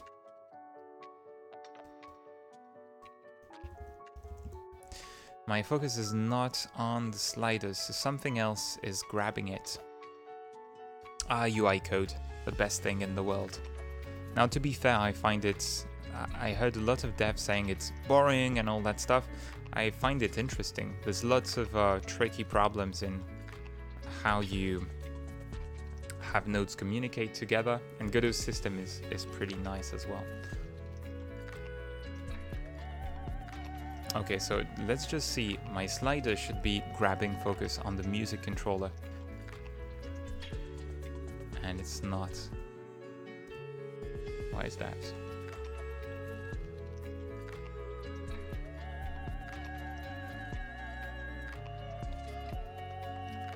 Brogan. Yeah, I'm so sorry for you. But I mean, you're making a simulation game, right? So when it's most of your work, it probably gets repetitive. Hold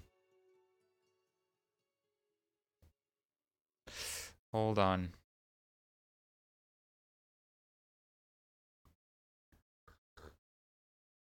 Music controller.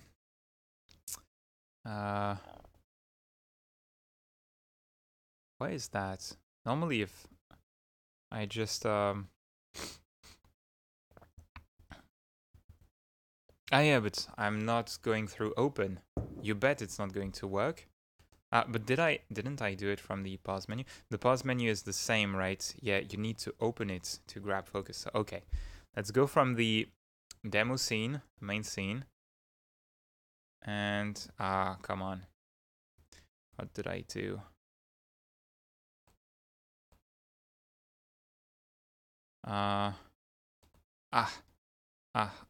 Amount pop-up. What did I do here? I messed up. I changed this script. I shouldn't have.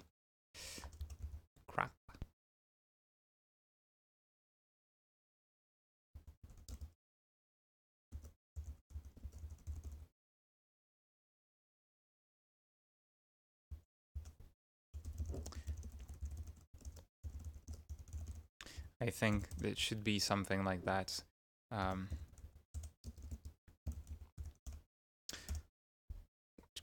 Update the text. Okay, so this is one of the widgets, UI widgets I'm using, that you need to set the maximum value. You use that amount pop-up to select an amount when you buy an item, for example. So update the text to the value. Well, update the text to the sliders value. Hold on. What? Why can't I get... I want to get the H sliders value. Ah, yeah, it's its own... How do you call it? The value property. Yeah, it's value.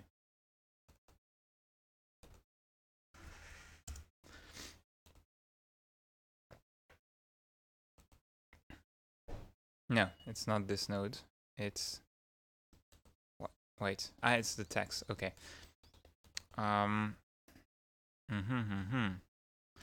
Starting value.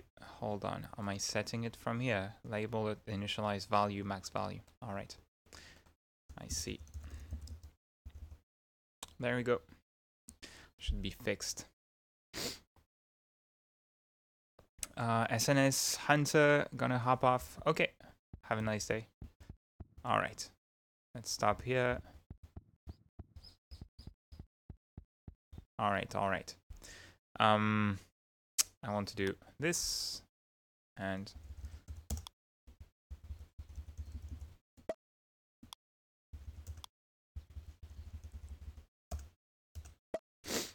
okay, there are some bugs. You know what?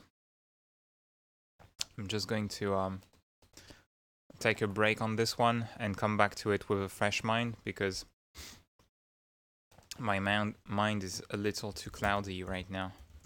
Okay, let's just commit and push all that.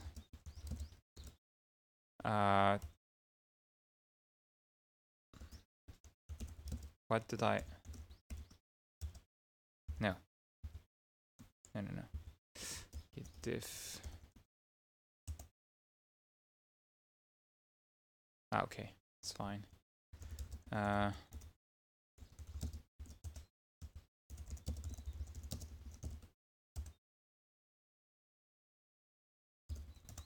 it's something I hate is...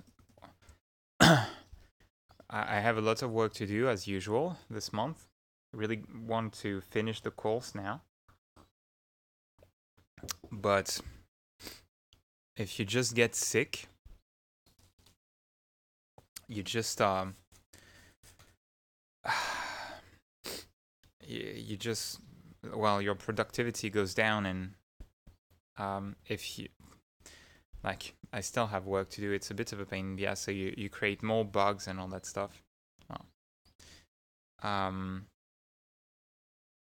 Yeah, in general, it's also if I'm KO like right now, my nose is stays full, and my sinuses, is that how you say, the cavities inside your skull are a bit full as well, so it makes you tired, and it's a little harder to think, so you make many more mistakes. But let me clear my nose and I'll be right back.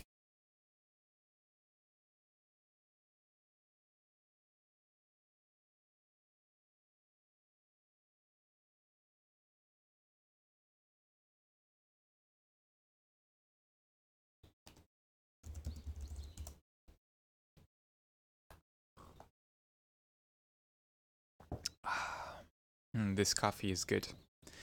All right, so we have two closed issues. I'm going to add one, a bug one.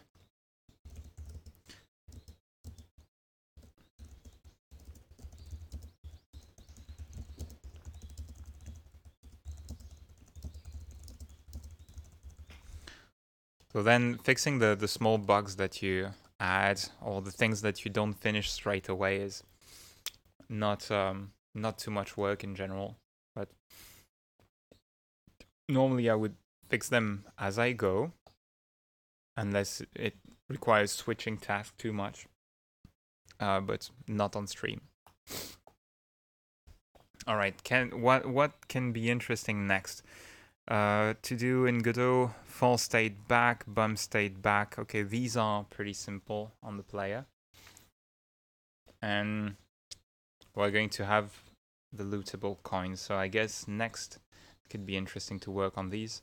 The boss life bar could be fun. No. Let's work on the bump state on the player. So the bump state, is it not working at the moment? Hold on. Okay, let's close everything. I'm going to head to the player. And one thing that's really cool with Godot is, especially if you have a very large game, depending on how you code, but normally you want your scenes to be as self-contained as possible, allowing you to do this. If you have a large game that could take a little bit of time to boot, you can just have one scene where you're going to have your character. The camera is following the character, so yeah. But that said, I do need to go back to my... I think I'm going to need the test level because I need the player to bump against something. So let's move the monsters as well right now.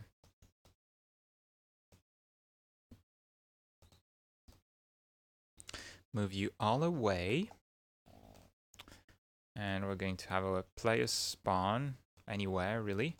And I want to have some rock for the player to bump against. Now I've got to double check the collision masks and layers. It's on environment and it's going to mask motion right now. And, well, I need to do that from its scene actually. Otherwise, it's not going to work too well if I duplicate or if I reuse the node. Okay, mask motion. And it's a static body, so it's not monitoring anything. So fine, really. Player's going to walk against that, and let's see in my states. No, I don't have a bump state. Do I have? I do have a bump.gd file, so I have what it takes to create a bump state. I don't know if it's working, but we do have a bump state.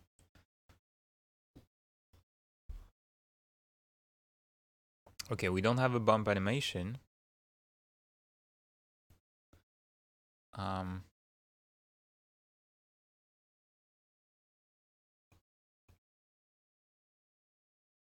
And we're going to make that bump animation. So it's quite simple. I'll duplicate the walk animation again, call it bump. And voila, we have a bump.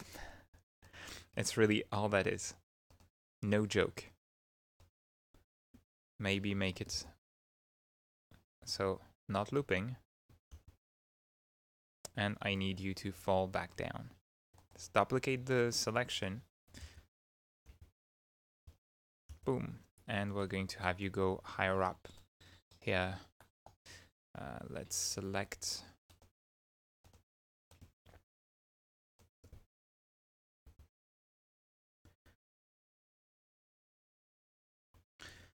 Bye-bye, Radzilla.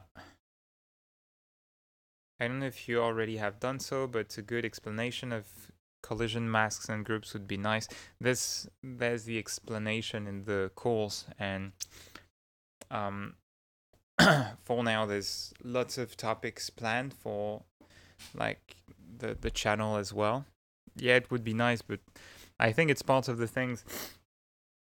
It would be nice to have in the docs for people to search, and collision layers and masks are as simple as you put things on a given layer, and other things that have the corresponding mask will interact with it, will detect collisions.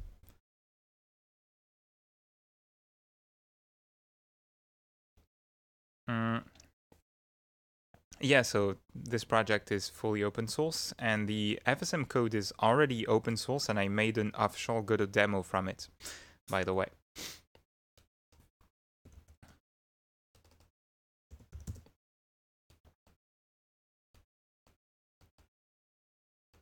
Actually, open sourcing this code and the way I structured this course made it so much harder to, like, this is completely crazy, making projects like these. I couldn't just do beginner step-by-step thing, like super, like doing what everyone does.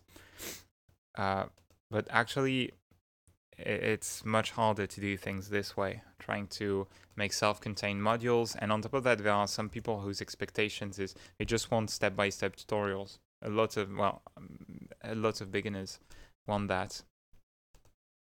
So it hurts your revenue as well doing that. All right, so now we want the player to react to. No, it's the state machine. Yeah, it's the state machine, but wait.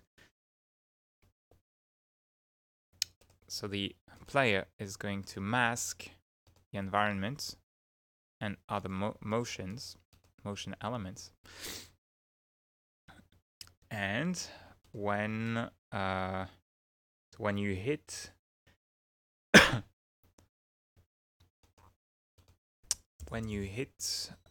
a rock in this case, so I've got to use the signal.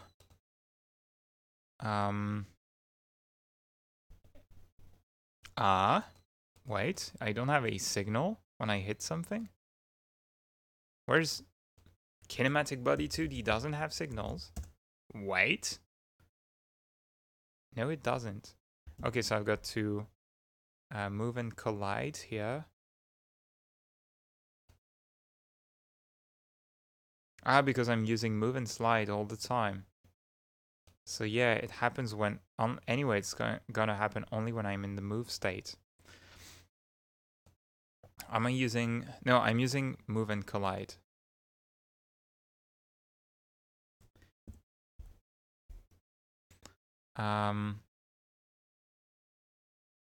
Okay. Move. I'm using move and slide. Okay. So if I have collision info, speed equals max run speed, and collision info.collider is in group environment. Yeah, okay. That's how I did it.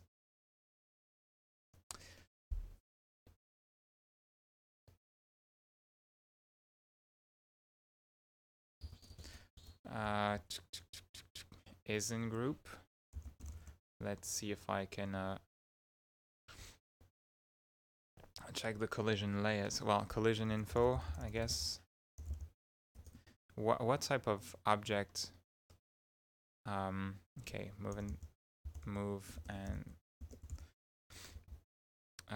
gets like collision. What does it return? Kinematic collision 2D. Collider.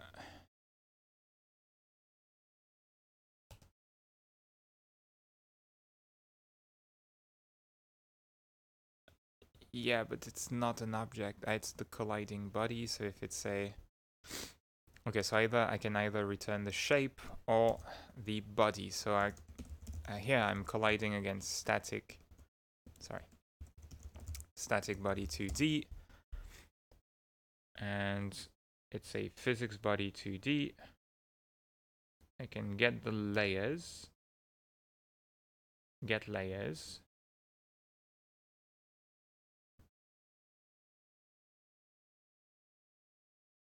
Okay, it's a bit of a pain, so I can check if it's on layer 1, and if it's on layer 1, which is the environment collision layer, then I can say, okay, I'm hitting something from the environment, but I don't like that, so I'm going to use tags. Is in group, I'm going to stick to that. So let's go back to the rock.ts. What? Directional rock? No. Just... Well, rock, and it's in the environment group. Okay, so actually I had the code in place. Just have to restore it. Move.gd, so we're going to emit signal.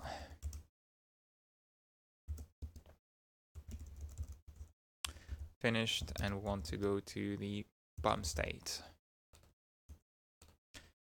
and go back to the player. Go back to the state machine rather. We want bump to map to the bump state. Where did I put it?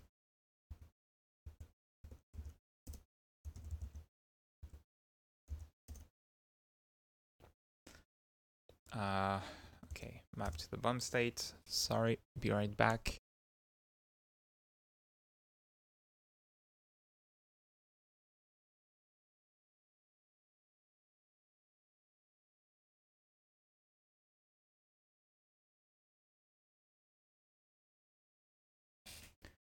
Hey, thanks for getting the course, Nigel. Yeah, a lot of people are happy with it.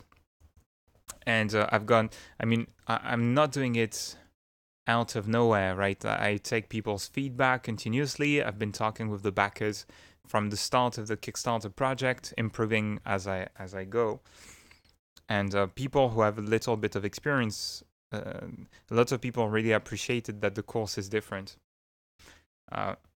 But like some people will buy it, I guess, without watching the tutorials and clicking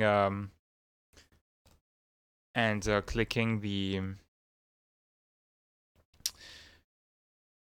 like they'll quickly buy the course with probably without reading the description or anything. Then they start the first chapter and they're like, oh, it's not step by step. So I don't have, I maybe have 1 or 2% of refund requests overall. 2%, I think, because of that, probably. Okay.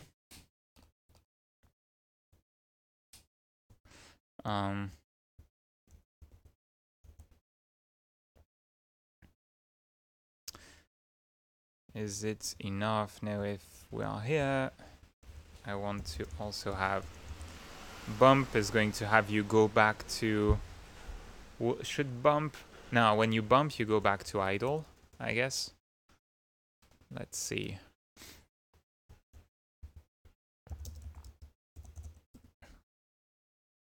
Okay, let's try this.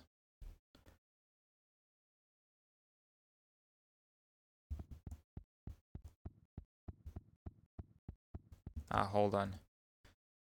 I need to reload the test level as default. So note that at the end, I'm planning to add a little level, simple one, but just to show. Okay, so really test level, I should move it. But there will be simple levels to show you have 2 monster types, you have the boss, you can loot coins, you can buy stuff. It's very technical in the end, more so than like the game design is not extraordinary, but once you have the systems in place, you can, like, it's about showing all the things you can do with the techniques you can learn from the course. And it's not like the controls are not awful either. It's just that it's not exactly a game. Hold on. Yeah, because when I move it like that, it's not going to fix. It's not going to update the path. Let's go levels, test level. 3 o'clock already. It's been 2 hours, right, on the stream? Okay. Okay,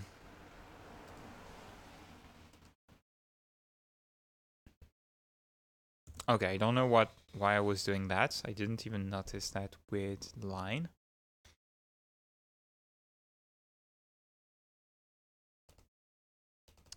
I don't know what that is either. Okay. So I do need to set the direction when I go to the bump state. How are we going to do that? Making states communicate together is a pain. Okay. There you go. Alright, we're going to change the speed a little bit, so default should be a bit higher, 90. We just need to set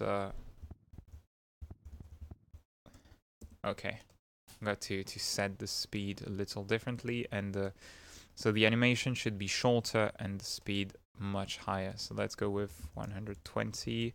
Check that I haven't overridden. Okay, maybe 200 or 300.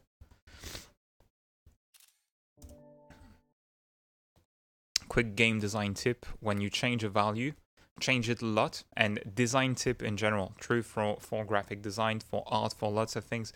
Really increase the value a lot and then tone it down. And in animation, that's a tip I learned when I studied animation, 3D animation. How do you make a character breathe naturally? It's a very small motion. Well, if you try to animate that small motion, you're in trouble. You're going to have a hard time. Even professionals, experienced professionals, it's a pain. So what they do is they make the character breathe like, and then they scale the animation down so it's like just naturally moving the chest a little bit, expanding and getting smaller. What's your opinion on people making programs with Godot? For example, making a material maker. Am I supposed to have an opinion on that? Hold on, I'm going to heat up the coffee. Let me take the mic with me. Well, if the question is more about, is it like a good thing to do? Sure, you can use a game engine to create plugins and tools.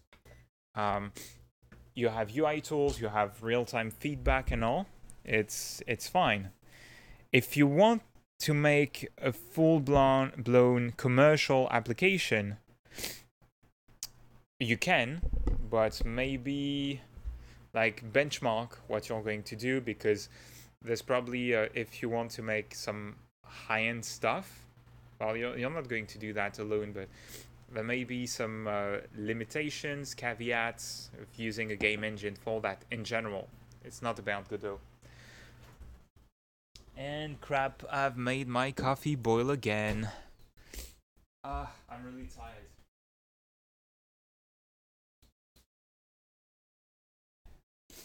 Okay, let me go back to the screen.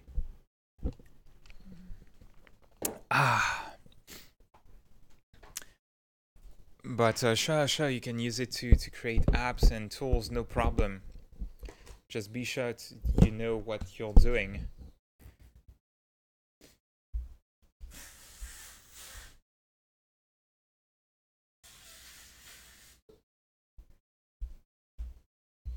Have a message.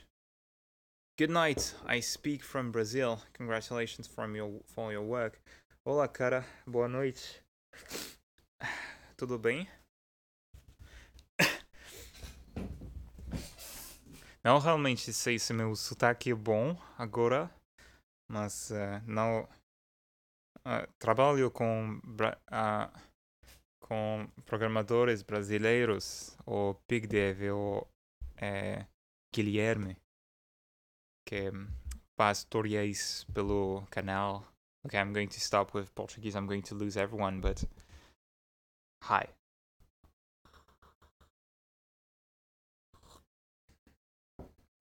I have I made two Brazilian friends who live here. We meet from time to time, and when we have the opportunity, we kind of speak English, speak in Portuguese a little bit. Okay, so move. How about that? In this case, emit signal, finished, bump. Can I speak Spanish? Puedo leer español, pero desde mucho tiempo no hablaba español. I can speak Portuguese. I can, like, if you were to write in Spanish to me, no problem. But it's nothing. How about Canadian? Do you mean Québécois?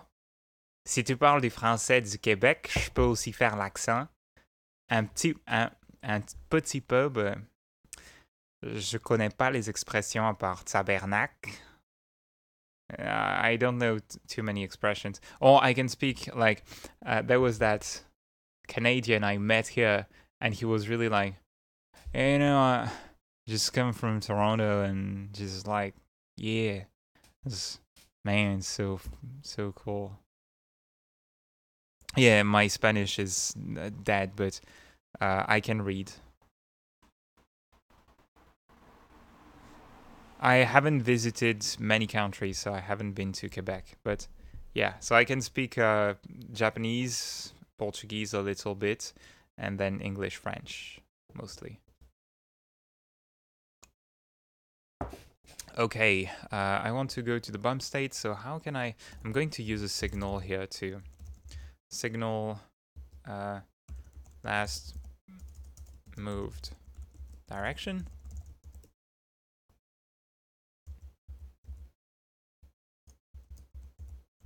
Okay, let's do it this way. We're going to emit two signals. The first one is that, so we're going to emit the last move direction.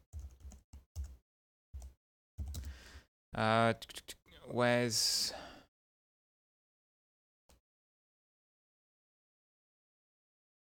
wait, I have the but I don't want the input direction. Hold on, am I storing the way the character moves anywhere? Move and slide.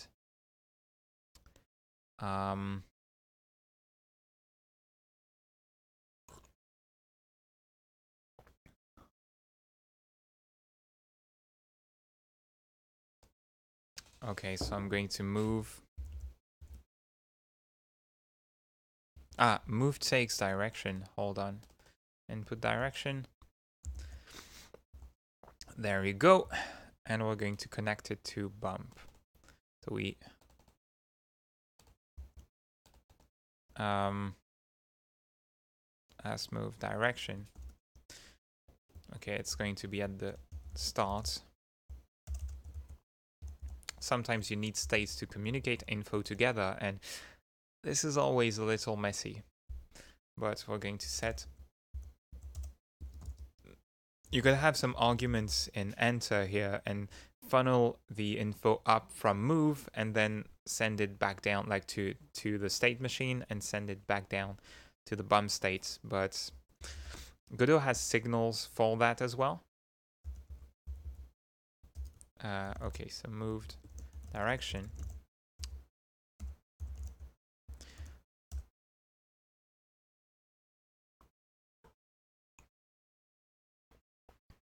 I have a question. When is Godot 3.1 planned for release? When it's done. No release date. Just wait.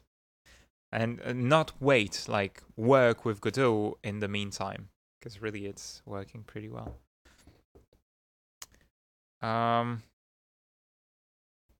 Whenever why are you starting with, if you don't like to answer, stop reading now?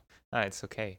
I don't want to answer, I won't answer, but whenever I make a shader with code, my game won't start up. Sounds like a bug. Maybe your shader is bugged, it won't compile.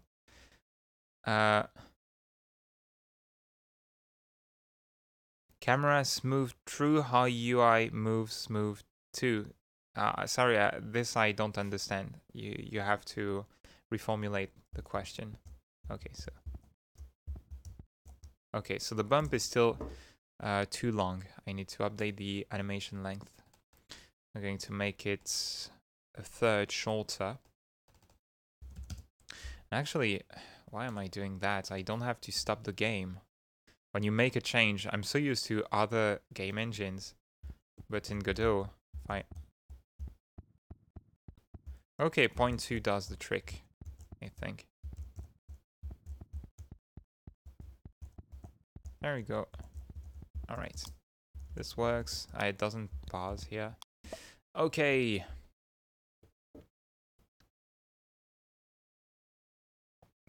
I have an old computer and was waiting for this version to see if I can start working on some games.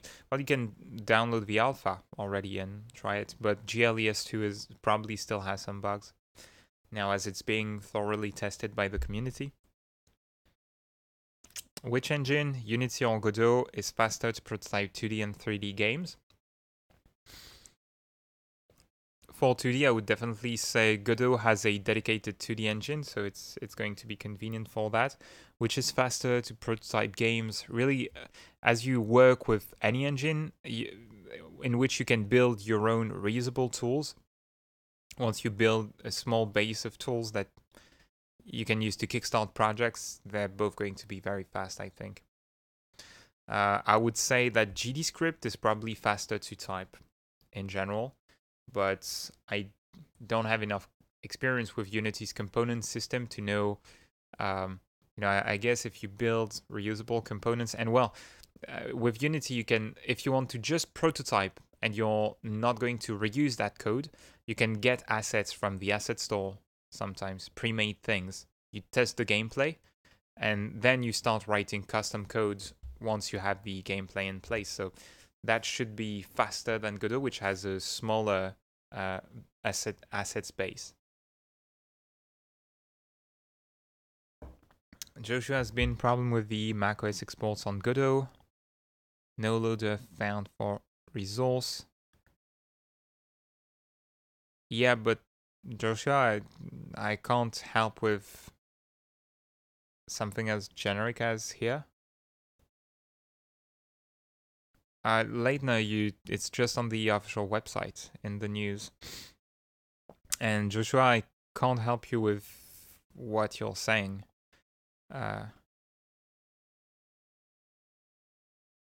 You should really post in community channels in a case like this, and on the QA site, and really detail the problem as much as you can. Like, you need to track down which resource is being bugged, because you have one resource or one file from your file system that just won't compile. And the version of Godot that you are using, and if it worked before, and if you have a minimum test case that people can use and try to replicate, Okay, so I guess the bump is working now. That's one more issue fixed. Which one was it?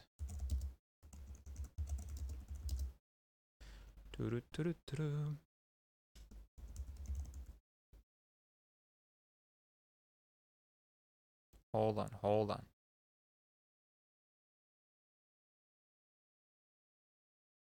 What? I'm using the bump from okay, hold on. That's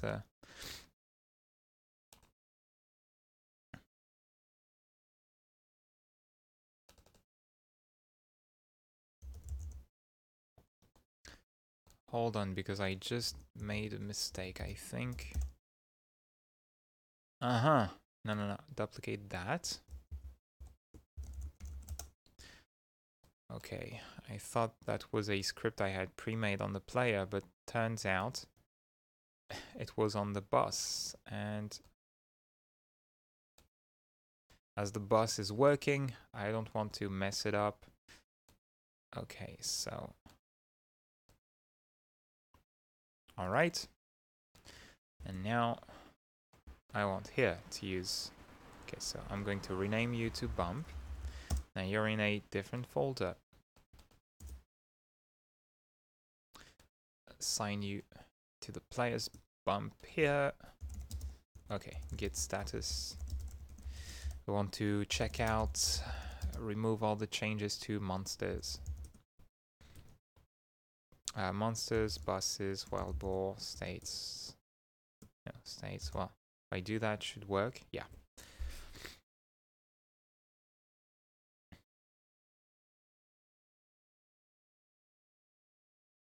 Where is bum.gd extending from? Probably from state. A personal script.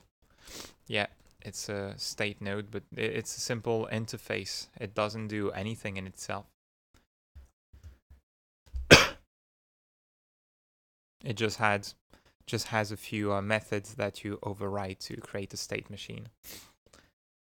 Okay, should be good. Now we're going to git status again. We're going to add actors. Normally that should be it. That's all we need.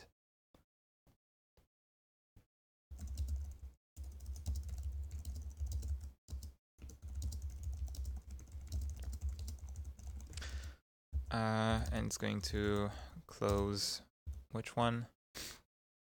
Bump state back. Well, let's just clear that issue. We're going to have the fall. I don't want to do the fall right now.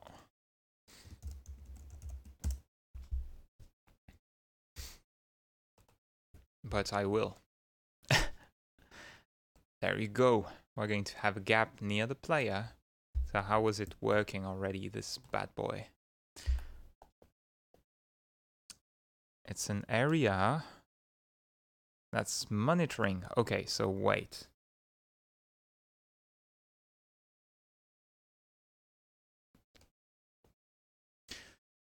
Oh my. Oh my. Yeah, that was from the first chapter. Okay.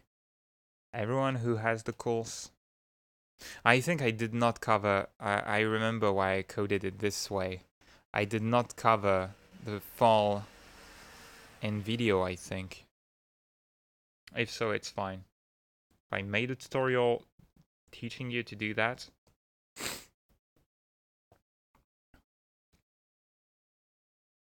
It's not the absolute worst thing ever, but it's the gap that handles things falling into it. Well, really, it should be the actors falling and not the gap making the things fall. But gaps are going to be actually, I should remove them because monsters are going to walk over them. Well, maybe then you can make monsters fall as well and just die. How about that? Or use knockback to push them in gaps. Yeah, we can have that. It's not going to be too horrible. Okay, so I've got to change completely how they work.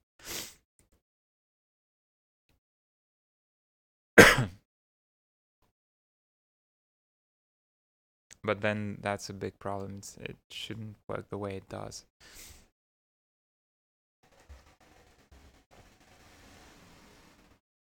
Yeah, I'm just going to remove the script. And there you go. It's not monitoring, but it's monitorable. And the layer is going to be environment. So when you walk over it, you can die. It's not going to mask anything because it's not monitoring.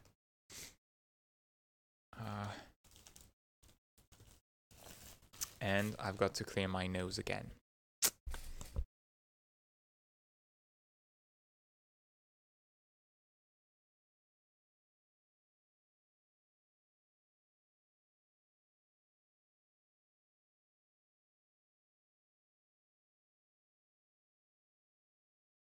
Okay, I'm starting to have a big pile of tissues here. I'm going to do this task and close the stream, I think. It's been a little while already, so we can stream again another day.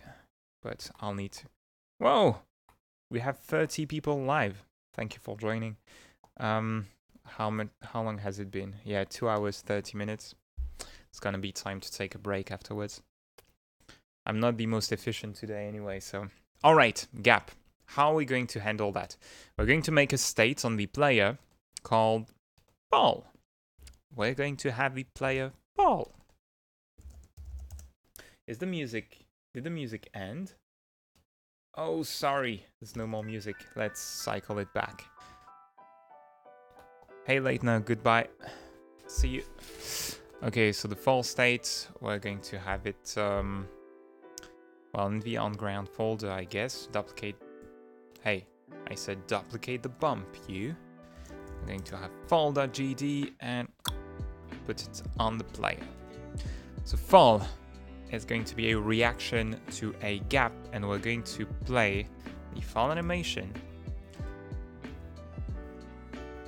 And on animation finished, we're going to emit the finished signal. Okay, what else? How do we make the fall work? Because you're going to enter the gap, and once you fell, you want to go back. If the game was grid-based, and really, I think in a game like that, if you want to start to have gaps, you want to put them like it's best if you use the tile map so that you can use cells. Like you fell, you can find the direction you were going to and the cell you fell into, and then move the character back out of it. Because without cells, you have to use an area or something to move the character out of the thing and make sure that it's not inside the environment or anything. But well, we're going to do it pretty dirty. Okay, so the player is going to detect collisions with the environment, and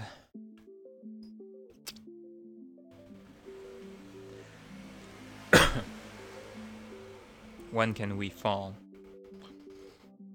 The problem is we fall when the character moves. Okay, so I think move should be on the owner here. It shouldn't be on the move state. So owner.move. There we go.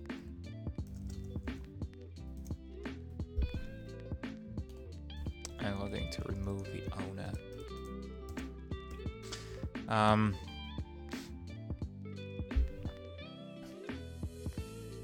Okay, so anything that's going to move the character, well, it's only going to be in the move state, but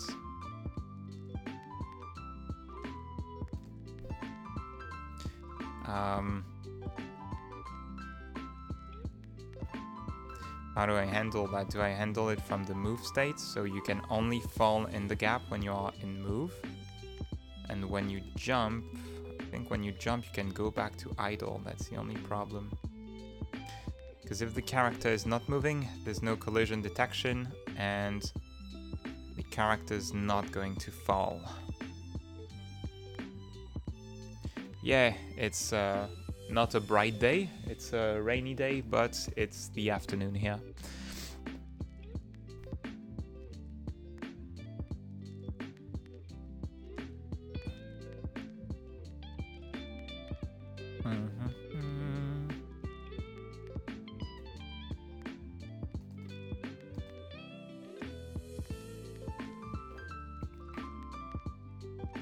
So when you are jumping, you don't want the character to fall, but if you are moving or idle, you want him to fall. Okay, I'm going to do the logic.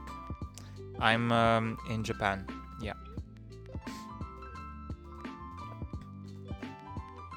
Okay, how do we handle that? We're going to handle it from move, fall now. Just fall now.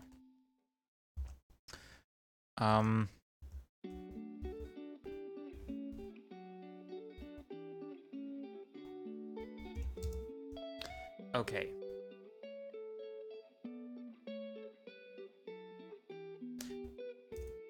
I have to check it this way. So on the move state, we're going to have a reference to the gap. We're going to use it to check for the type, so gap.ts. But it's not a GDScript file. Okay, so gap needs to have... Okay, let's copy the path and go to it. I'm going to give you a script so that we can check for your type, my friend. Okay, duplicate that, call it gap.gd. So here's how you check for something's type. I'm going to have an empty script here, just so that I can check from my code if the player's interacting with a gap. So in the move script, I'm going to load the GDScript file attached to the gap.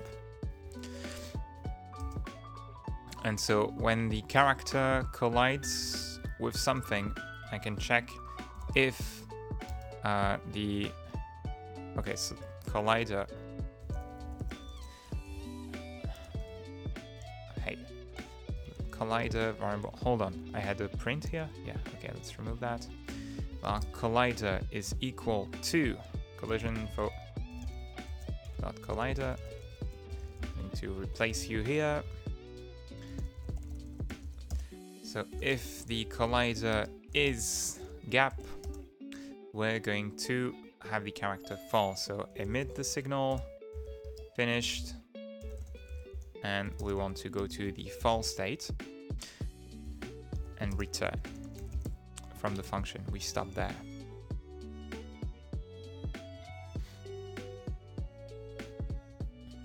Thanks, Seto. Seto says, thanks for sharing what you know and for the good work. I'll try to keep doing good work. Okay, gap done. It's done. Yeah. Come on. Are we saving the changes? Whoa. It's crashing? Yeah, it's crashed. I don't know what I did, but we found a crash. Happens from time to time. Thankfully, you don't get corrupted data in general with Godot. I haven't had that problem at least. Okay, so fall state on the player. Now we're going to make it work. So, we did lose some data this time around. We did lose just the fall node, and we didn't lose the script, but yeah, the scenes that were not saved at that moment, we lost the changes. Okay.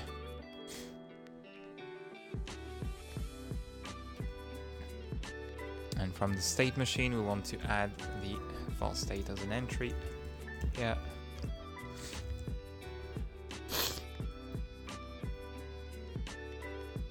I seem to cause Godot to crash more often than not. Do you do 3D? In 2D, I find it pretty stable.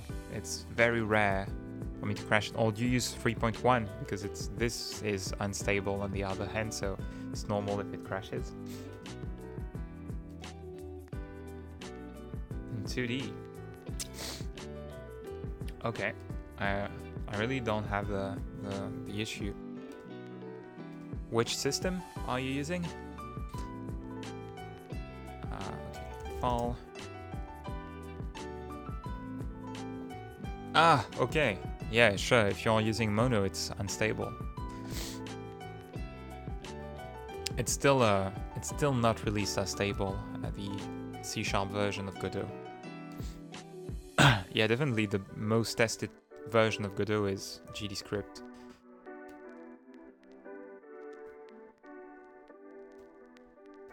And Mac is probably not where you have the most users as well. Okay, let's make the fall animation. We're going to, what do we use? Do we use the body? We have to scale the shadow as well. Alright, we're going to do location, scale on the body and on the shadow. No, the shadow, we're just going to fade it, I think. What do we do? Well, upon exiting, we're going to have to clean that up, but let's animate the modulate on the shadow. I'm going to remove these, and over the course of 0.1 second, we're going to make you transparent. All right. Is my voice still okay, or I probably tend to have it, going down?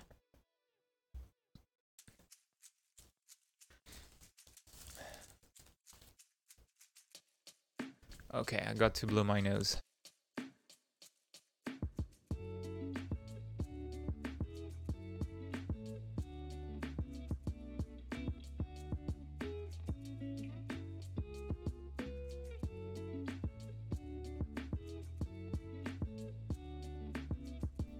Are you a Frenchman speaking English in Japan? Yes, I am, but we can speak Japanese if you want.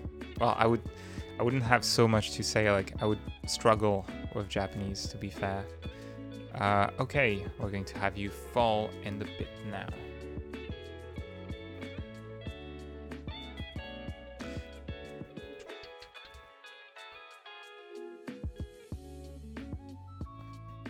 Okay, and we're going to move you down here.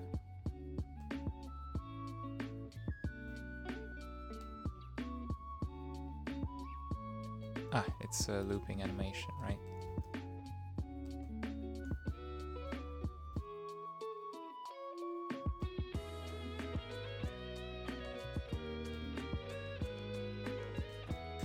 Okay, and we're going to play with the body's modulate as well, I think. Let's modulate the color just to make it clear that the character is falling.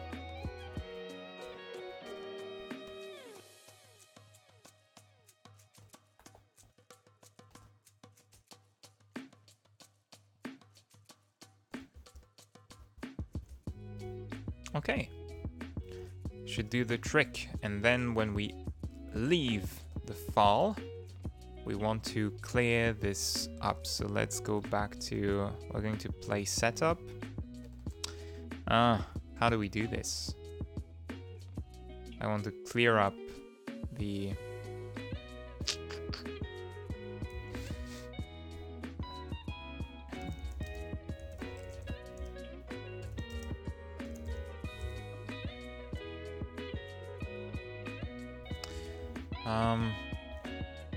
yeah, we're going to play.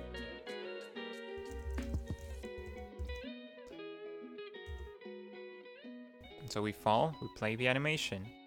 We're going to make the animation a little longer so that the player lingers for a little bit. So point 7. No, a little more. 1.1.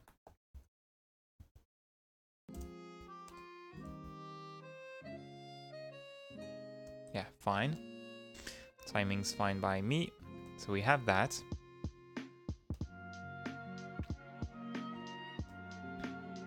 And we can reset everything from the animation. So I'm going to grab the keys from the start. And I want all these keys here, the last few ones, to be constant. Let's see if I can all set them at once. So there we go. Boom. Okay.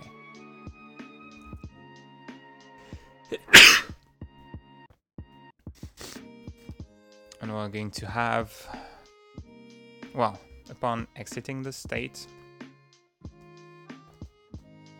we're going to move the character back out of the pit. How do we do that? We use the last move direction.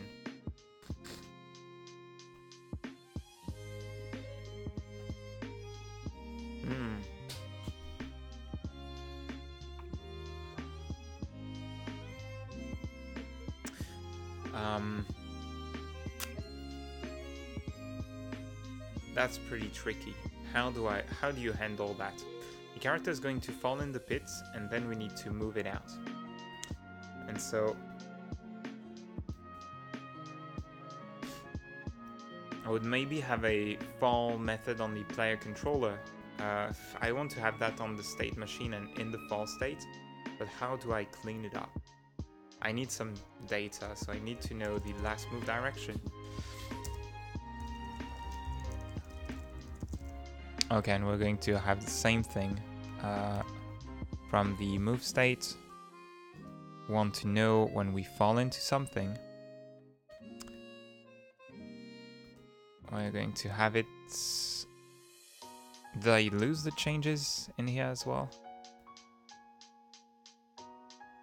Yeah, I lost the script when Godot crashed. Okay.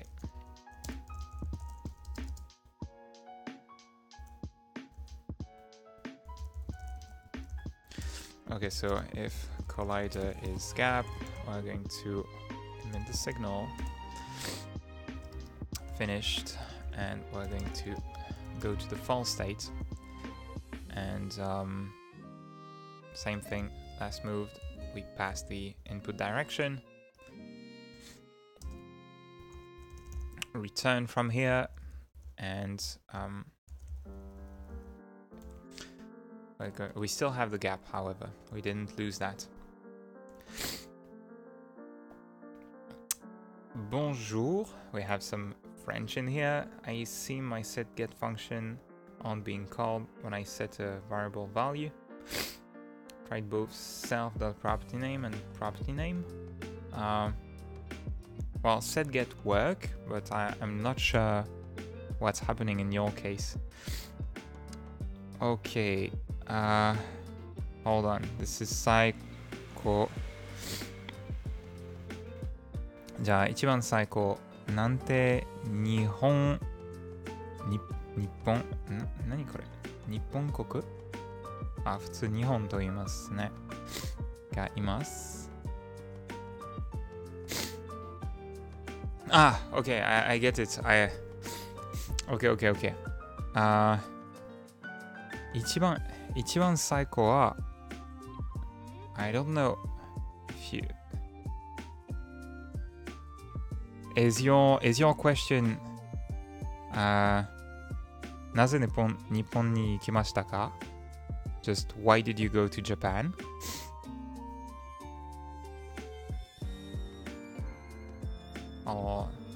どうして日本に今いますか? Which would be 日本の文化が好きだってsorry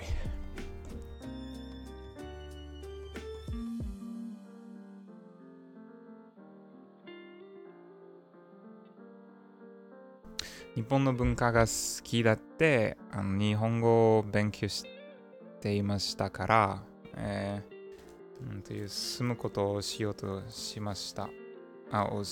しようとしたかったです。Yeah, I wanted to see how it was like living in Japan for a little while, and I like it. So, can I have that print that's back as well? Okay, so we fall, we input the last move direction, and then we're going to move the character out using that last move direction. Let's see how we can do this.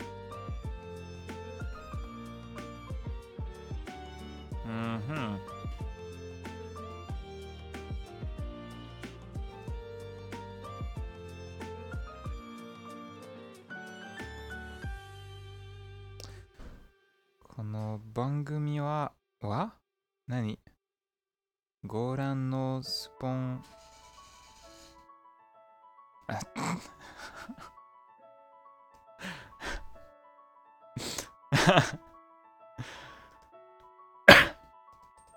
Yeah, this is the sentence you hear. This TV show is ご覧の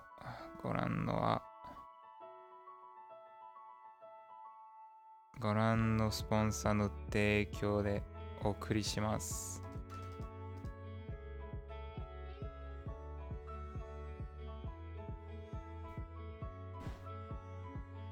提供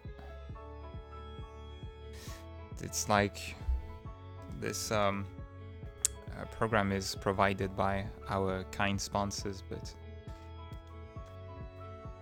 you hear it so much. So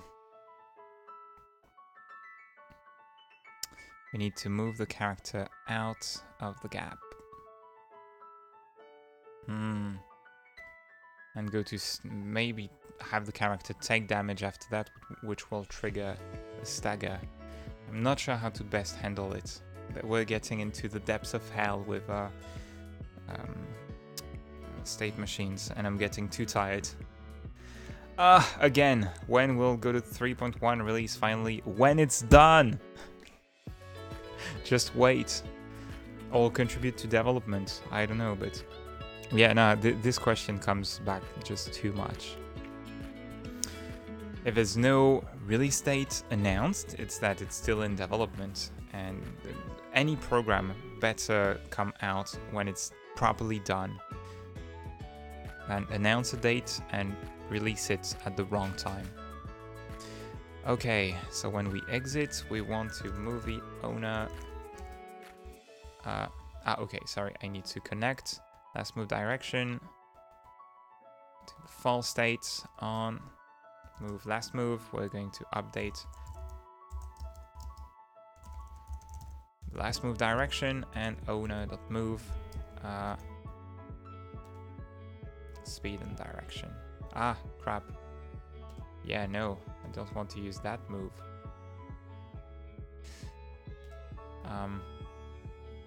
Thankfully, I can override the position. So, owner.position equals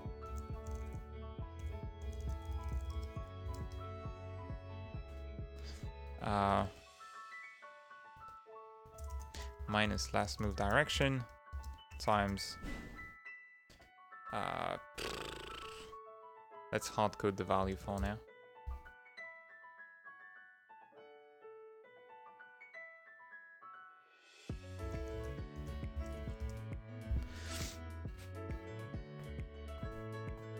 Really, the gap is such a minor feature in the game that velocity... was I storing velocity on the... am I using it? I'm resetting the velocity on enter, but I don't need it. I'm calculating it in the function every time, so...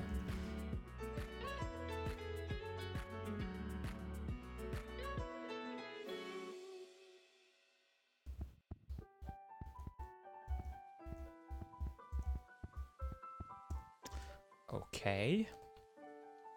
What's the matter now? Okay, so gap has gap.gd on it. And it's on layer 2. And it's monitorable. Now the player is monitoring layer 2. Hold on. Where is it? Collision. It's monitoring layer 2 when we are in the move state. We're on a move, we're listening to the collision info. That position change thing, I don't think anything's using it anymore. Nothing's connected to it, right? I'm not sure.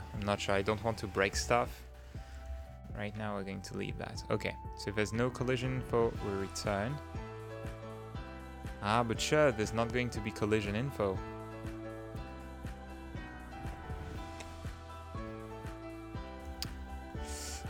Yeah, no. It's not how it works.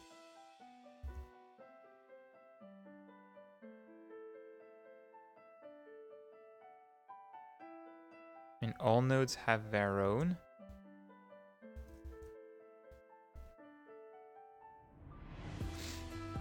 Okay, hold on.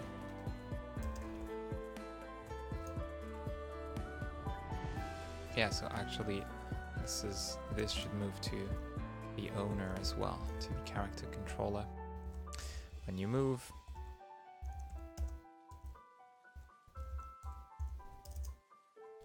there we go. Shouldn't be on the state if we can avoid that. Collider is gap. Okay, so how do I detect that? I can't check. I can check from an area that I fell in the gap. Like from... Okay, I remember why the code was on the gap now. It's because from the gap, I can check that a body fell into it. Okay, so I think we've got to do things differently then. Okay, so back to what we had. I'm going to restore the script, kinda. Yeah, so for that gap thing, I've got to use the gap on body entered signal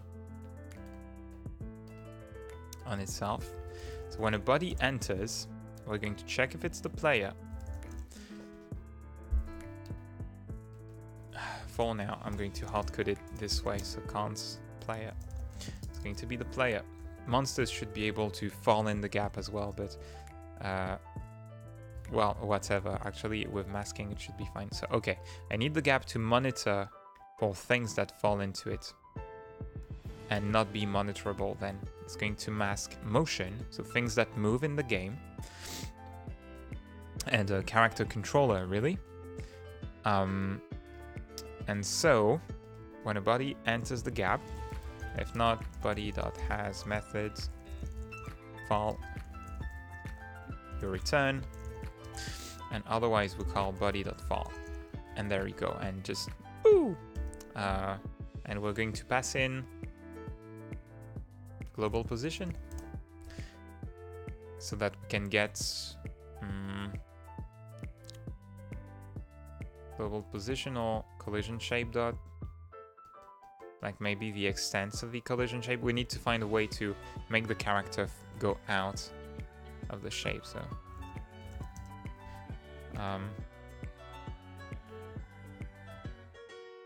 okay, and we're going to pass collision shape.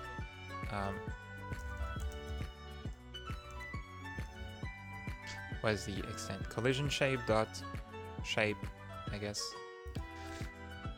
Shape dot extents.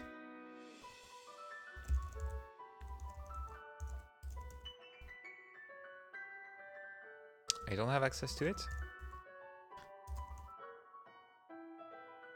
Rectangle shape 2D dot extents. Okay.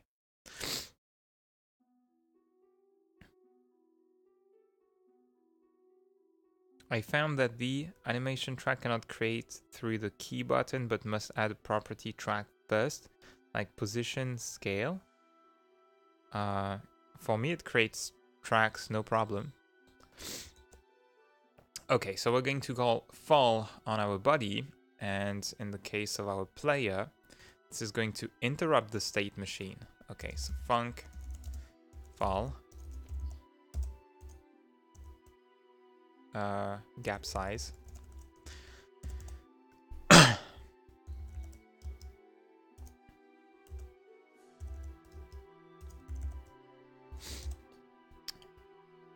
Interrupts state machine and goes to false state. Okay, so I'm going to have state machine. Do I have a reference to the... I don't have a reference to the state machine, so let's add that.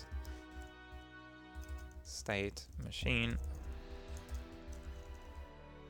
Ah, hold on. Should be on the script. There we go. So state machine dot change state. And we're going to go to...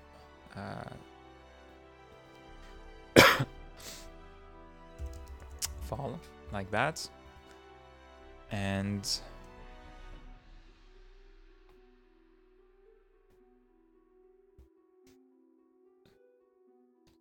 I want to yield on the state machine the finished signal. So I'm waiting for the fall state to finish, and then I will move the character back. So at the end of the animation, we're going to move based on the look direction.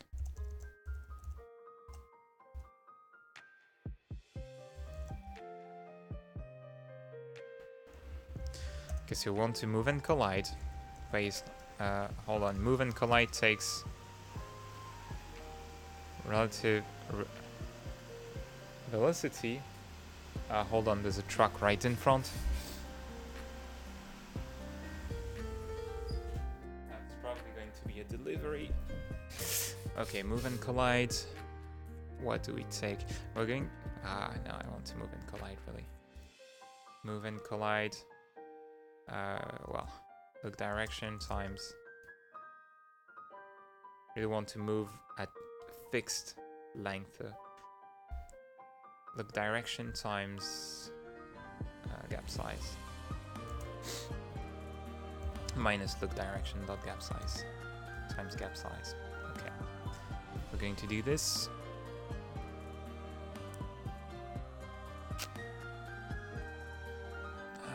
Try to think what could go wrong. Oh, lots of things, but we'll pretend that it will go well. Hold on. Need to load the test level as well. In here as a starting point. So levels, world, levels, test level.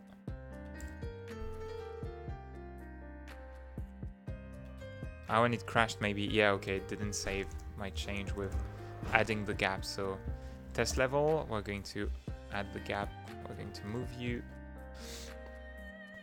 right next to the character so that we can try to fall and fail a bit faster. Hey, look at that. Look at that. Woo, it's working. Okay, so I want to move gap size times 1.5, for example.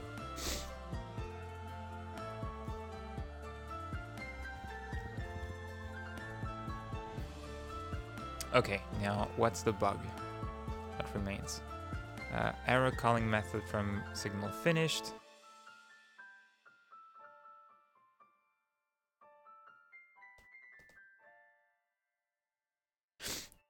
From fall, I forgot to re-add the next state. So the next state is going to be idle. And there we go.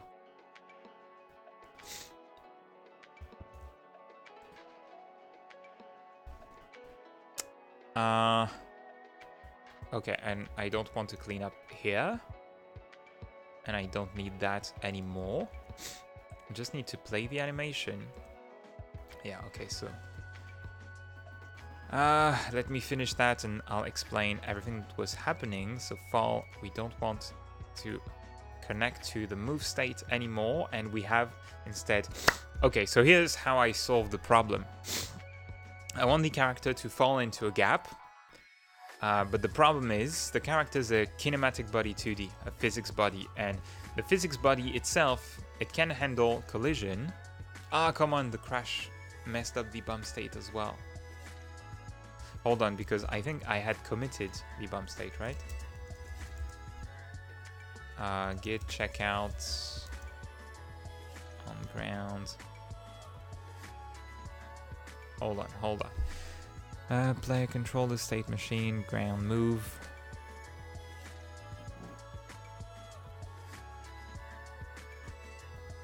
Hold on.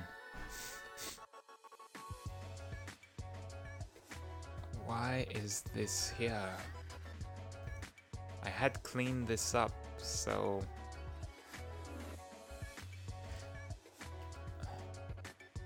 Okay, let's save. Try to save and get status again.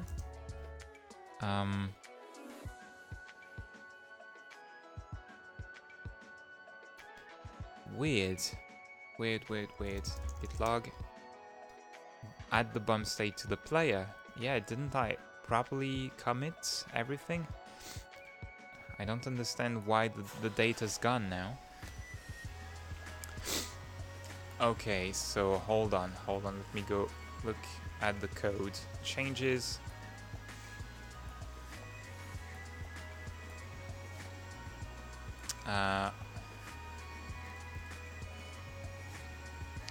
Want to see player ground.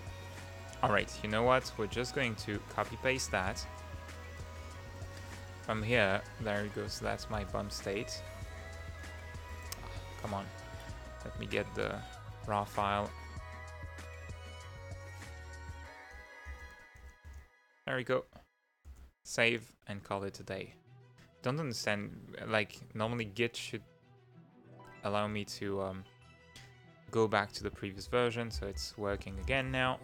And the fall. There we go.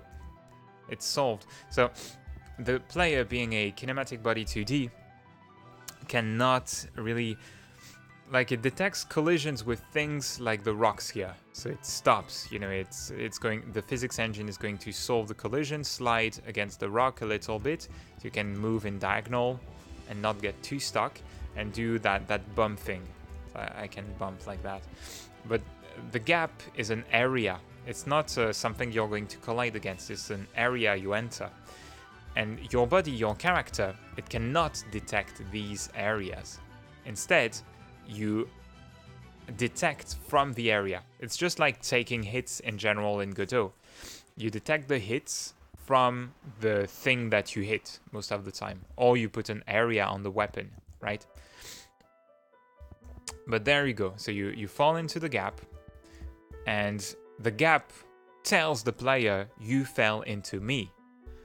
And then from the player, I've added on the player controller a function that's going to interrupt the state machine and just say, you fell in a gap, so stop what you are doing and fall. And this one uses the yield keyword to wait for the fall animation to finish. Then it cleans up the state from here. It just moves the character and using move and collide, so that if you're colliding into something when you move, which you don't really want to happen, but this is solved in a very sloppy way. As I explained earlier, you'd probably want to use the tile map to always have the gaps as a tile that you can walk onto, and so that instead of trying to move the character out of the gap where you can have things that collide with, you would instead, so when the player moves into the gap, you look in the cell he came from instead of looking into the direction the player came from. Because the problem, I don't know if you can see it on camera. Hold on, I don't have a camera scene. Maybe I should add it. Camera. Let's create that. Window video capture device. To add the webcam here. Can it work? If I do it this way. Yeah, and I'm going to make you full screen. Which doesn't work because my webcam's... Oh, how come? What's that webcam? Okay. Sorry, can you see me now in the center of the screen? So you have the gap and you may have... Hold on. You may have the gap here. You may have a wall here. And the player can come in... you may have an angle, for example. A gap near a cliff. The character may come from here. And if you're not too careful, or...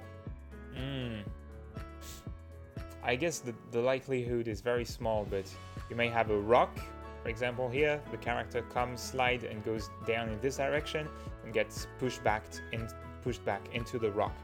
And the physics engine, Godot, the physics engine, the next time you move, it's going to push the character out of the rock instantly, making that little pop motion. That should be about it. That's the worst bug you can get, which is not going to crash your game, but it's a little dirty, so that's why you would want to use a grid. Even in non-grid based games, it's quite interesting to use grids because you can very safely say the character came from that cell, we just put it back into that cell, which is safe, we know it, there's nothing on the cell.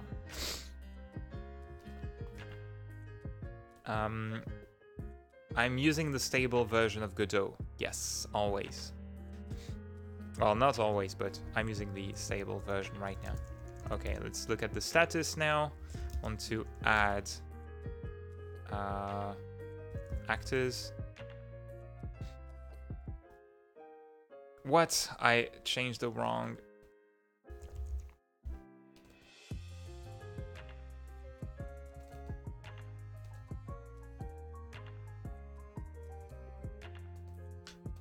Hold on. This should be...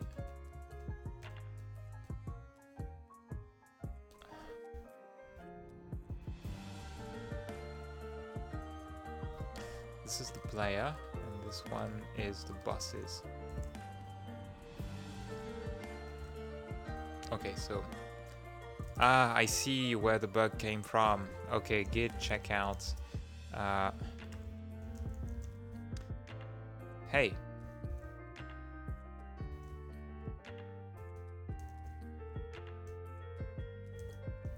Come on, it won't... Okay, git, you want to check out. Okay, I think when it crashed, the player was still referencing the monster's bump state. And instead I want to use the player's bump state. Okay, so player bump, I'm going to have, well, bump monster. Bump player here.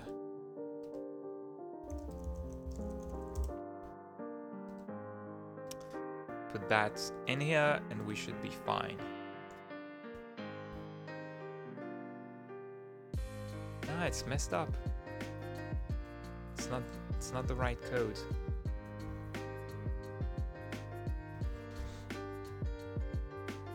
Ah, this is messed up. I don't need it, but okay, the rest seems to be correct.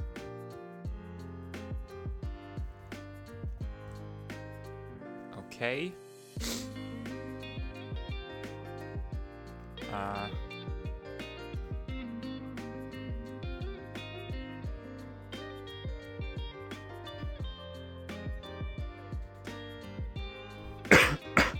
I'm going to close the stream soon. I'm just wrapping up this little issue and bug, and we're all done. In the meantime, please ask if you have any questions or things you want to talk about before we end the stream. Okay, it's working. And how about the bump? Yeah, it's working as well. So let's commit all that.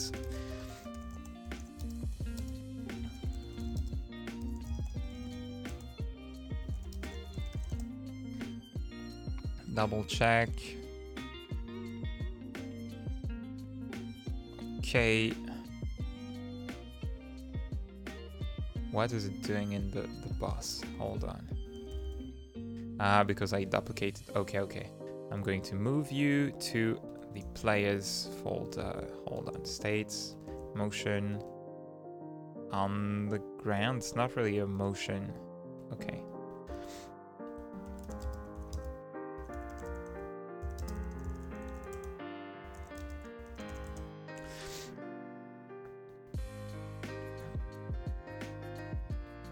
Okay.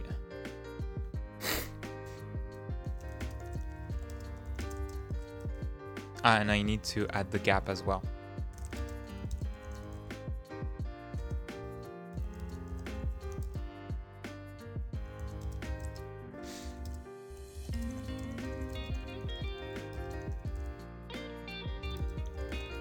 And it's going to close. Which issue? Number 15.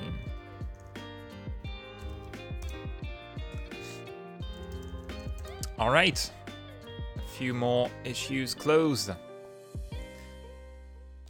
And the demo is one step closer to completion now. Hold on. Okay, 2 more issues closed. Just have a few features missing, and some are really tiny, to be fair. We're getting pretty close to completion. Then it's just about fixing the bugs. Okay. Just want to say thanks. Well, you're welcome.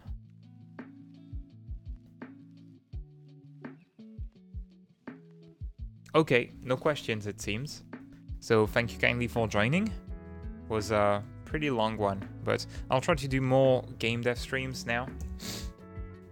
And hopefully some more interesting ones, like, for example, once the course is done, there's something that has to do with RPGs that will be coming to the channel for free. So stay tuned.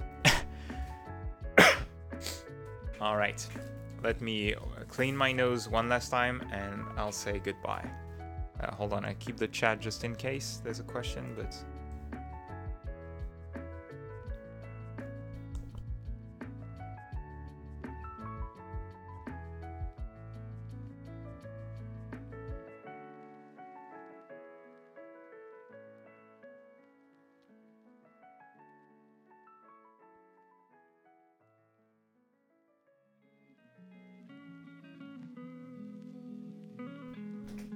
So here's how you do this, the outros, when you record the videos. We did that last time. You know, there's a video about learning to code we've done with Will. It was super cool to meet him in Kyoto. If you haven't seen it, go watch it. Actually, I should share the link because otherwise most people won't check it out. But when, quite often I actually record YouTube videos but might be tired or something like that, so you've got to do something to pump yourself up, and in this video we did it pretty well. It was like we do things like these to really get pumped, and you blow out your like that. Hold on, there you go. That's the come on, link is don't click the first link. There we go. So that's it. Thank you kindly for joining and watching. Be creative, have fun, and see you soon in the next stream, I hope, in the next video at least. Bye-bye. Let me close the stream now.